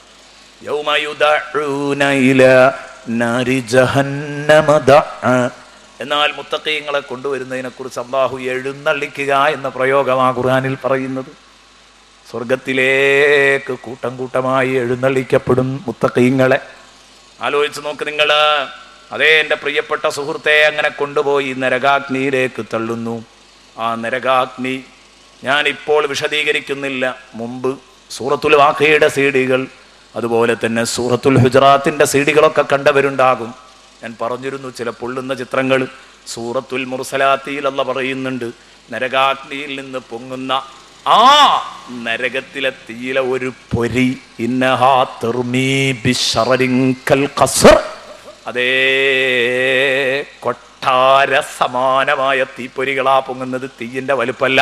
അബു സഊദ് റഹ്മത്തുള്ളാഹി അലൈഹി പറഞ്ഞു, തീയിന്റെ വലുപ്പല്ല മക്കളെ, അത് ആ തീയിൽ നിന്നുയരുന്ന പൊരിയുടെ വലുപ്പമാണ്. നമ്മൾ കണ്ടുകൊണ്ടിരിക്കുന്ന പൊരി ഒരു പോയിന്റാ ഉള്ളതെങ്കിൽ അതൊരു കൊട്ടാരത്തിന്റെ ഉയരമാണ്. ഇന്നഹാ തർമീ ബിശറരിൻ കൽ ഖസ്ർ കഅന്നഹു ജിമാലത്തുൻ സുഫർ, മഞ്ഞ ഒട്ടകത്തിന്റെ വണ്ണമാണ്. ഒരു കൊട്ടാരത്തിന്റെ ഉയരമാണ് ഒരൊറ്റ തീപ്പൊരിക്കുള്ളതെങ്കിൽ ആ തീയിനെ കുറിച്ച് ആലോചിച്ചൂടെ? ആ തീയിലേക്ക് കൊണ്ടുപോയി അങ്ങ് തള്ളുന്നതിന്റെ മുമ്പ് ഈ വാള് കേൾക്കുമ്പോഴും ആലോചിക്കുന്നവരുണ്ടാകും, എന്ത് സ്വർഗം, എന്ത് നരകം. കുറെ ആളുകളൊക്കെ ബേജാറായി നിൽക്കുന്നുണ്ടാകും. എന്നാ വേറെ ഒരു ടീം അകലെ നിന്നോ അടുത്തു നിന്നോ ഒക്കെ ചിന്തിക്കുന്നുണ്ടാകും, ഈ മുസ്ലിയാർക്ക് പെടും നേരം വെളുത്തിട്ടില്ല, അങ്ങനെയൊക്കെ നടക്കുമോ? ഇതൊന്നും കേട്ടിട്ട് നേരത്തെ പറഞ്ഞ സത്യവാചകങ്ങളൊന്നും തലയിൽ കയറാത്തവര്, ഇതൊക്കെ ഇപ്പൊ ഉണ്ടാകാൻ പോകുന്ന കാര്യം തന്നെയാണോ ഈ നരകവും സ്വർഗവും? അതൊക്കെ ഒരു ഓലപ്പാമ്പാണ്, അതൊക്കെ ഒരു പല്ലുമ്മത്തൊപ്പയാണ്, നമ്മളെ പേടിപ്പിക്കാനുള്ള ഒരു ഭാവനാ സൃഷ്ടിയാണ്. ഇങ്ങനെ പറയുന്ന കുറെ ആളുകളുണ്ട് അല്ലെ? യുക്തിവാദികളും നിരീശ്വരവാദികളൊക്കെ അങ്ങനെയാ പറയുന്ന. മോമിനിങ്ങളെ കൂട്ടത്തിലും അവരാണ് ഏത് പറയുന്നത്? മരിച്ചിട്ടുള്ളതൊക്കെ അവിടെ എത്തിയിട്ട് നോക്കാന്ന്. ഇപ്പൊ ഇവിടെയുണ്ട് സുഖമായിട്ട് ജീവിക്കാന്നല്ലാതെ എന്താ? ആ ധൈര്യം പറഞ്ഞോലും വരാം. എന്ത് വേണ്ടത്ര അതാണ്ട് ഉൾക്കൊള്ളാൻ കഴിയാത്തത് കൊണ്ടാ. നാളെ മറ്റന്നാളോ വരുന്നെന്ന് പറഞ്ഞു നോക്കട്ടെ, ദുന്യാവെന്ന് കിട്ടുന്നെന്ന് പറഞ്ഞു നോക്കട്ടെ. ഓരോരുത്തരും ചിട്ടപ്പെട്ട് ജീവിക്കുന്നത് കാണണമെങ്കിൽ അല്ലേ? അപ്പം അത് നമ്മളിപ്പോൾ ഇവിടുന്ന് ഇപ്പം നമ്മളിങ്ങനെ പറയാം, അതൊരു പല്ലുമ്മത്തോപ്പയാണ്, ഒരു ഓലപ്പാമ്പാണ് എന്ന് പറഞ്ഞാൽ ആളെ പേടിപ്പിക്കാൻ വേണ്ടിയിട്ട് ഉണ്ടാക്കിയ ഒരു ഓലപ്പാമ്പ് അതാണല്ലോ, ആളെ പേടിപ്പിക്കാൻ വേണ്ടി ഉണ്ടാക്കുന്നതാണ്. എന്നതുപോലെ തന്നെ ഈ പല്ലുമ്മത്തൊപ്പ അതൊരു ഭാവനാ സൃഷ്ടിയാണ്. നിങ്ങൾ ചെറുപ്പത്തിലൊക്കെ കേട്ടിട്ടുണ്ടാവും, ഞാനൊക്കെ കുട്ടിയായിരുന്നെന്ന്, നമ്മളൊക്കെ കുട്ടികളായിരുന്നെന്ന് ഉമ്മമാർ പറഞ്ഞിട്ടുണ്ടാവും, മോനെ കഞ്ഞി കുടിക്കാത്തപ്പോൾ ഉമ്മ പറയും പല്ലുമ്മത്തൊപ്പ വരുമ്പോൾ ഞാൻ കുടിച്ചോന്ന്. ആ സാധനം ഇന്ന് വരെ കണ്ടിട്ടില്ല, ആരും കണ്ടിട്ടുണ്ടാവില്ല. കാരണം അത് ഭാവനാ സൃഷ്ടിയായി. ഈ പല്ലുമ്മത്തൊപ്പ എന്ന് പറഞ്ഞാൽ പേടിപ്പിക്കാൻ ഉപയോഗിക്കുന്ന ഒരു ഭാവനാ സൃഷ്ടിയാണ്. എന്നതുപോലെ നരകം എന്ന് പറഞ്ഞാൽ അതൊരു പല്ലുമ്മത്തൊപ്പയാണെന്നൊക്കെ വിചാരിക്കുന്നവരുണ്ടാവും, അല്ലെ ഇപ്പോഴും അങ്ങനെയൊക്കെ ചിന്തിക്കുന്നവരുണ്ടാകും. അവരോട് ഈ ഒരു വാക്കും കൂടെ കേട്ടിട്ട് പോകൂ ചെറുപ്പക്കാരെ, എന്നിട്ട് തീരുമാനിക്കൂ എന്ത് വേണം. അള്ളാഹു ഇത്തരം ആളുകളെ നരകത്തിലേക്ക് തള്ളുന്നതിന് മുമ്പ് അവിടെ നിർത്തിയിട്ട് പറയും,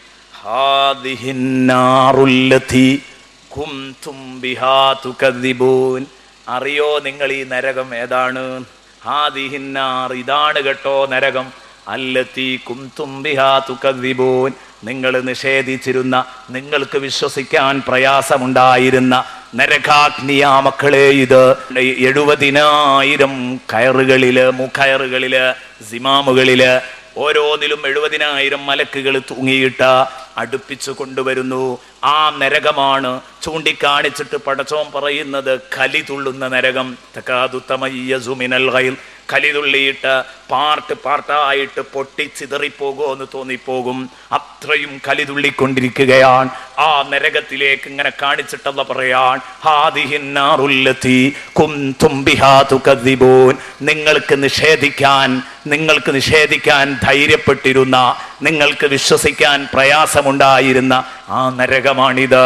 അതെ, അത് കാണിച്ചു കൊടുത്തിട്ട് അല്ല ഒരു ചോദ്യം ചോദിക്കുന്ന, അഫസിഹുറുൻ ഹാദാ, ഇത് മായാജാലമാണോ, ഇത് പല്ലുമ്മത്തൊപ്പയാണോ, ഇത് ഉട്ടോപ്പയാണോ മോനെ, ഇത് വെറുതെ നിന്നെ പേടിപ്പിക്കാൻ വേണ്ടി പറഞ്ഞ ഓലപ്പാമ്പാണോ? അഫസിഹുറുൻ ഹാദാ അം അൻതും ലാ തുബ്സിറൂൻ, അതോ ഇപ്പോഴും കാണുന്നില്ല എന്ന മട്ടാണോ പറയണം? പക്ഷേ അങ്ങനെ ഉണ്ടാകൂല. ഫബസറുക്കൽ യൗമ ഹദീദ്, ഇന്നത്തെ പോലെ അല്ലല്ലോ. അന്ന് കണ്ണിന് നല്ല മൂർച്ചയാണ്. മരിക്കുന്നതോടുകൂടെ കാഴ്ച കൂടുകയാണ്. മരിക്കുന്നതോടുകൂടെ ആത്മാക്കൾ സ്വതന്ത്രമാകുമ്പം കേൾവി കൂടുകയാണ്. തെറ്റുധരിക്കേണ്ട എല്ലാം കഴിഞ്ഞു കൂടുകയാണ്. അപ്പൊ ഇവൻ പറയും, റബ്ബേ ബോധ്യപ്പെട്ടു, ഞാൻ ഉറപ്പിച്ചു നരക ഉണ്ട്, പക്ഷേ ഞാൻ അന്ന് നിഷേധിച്ചു. നിന്റെ പ്രബോധകരെ ഞാൻ കൊഞ്ഞനം കുത്തി പടച്ചോനെ.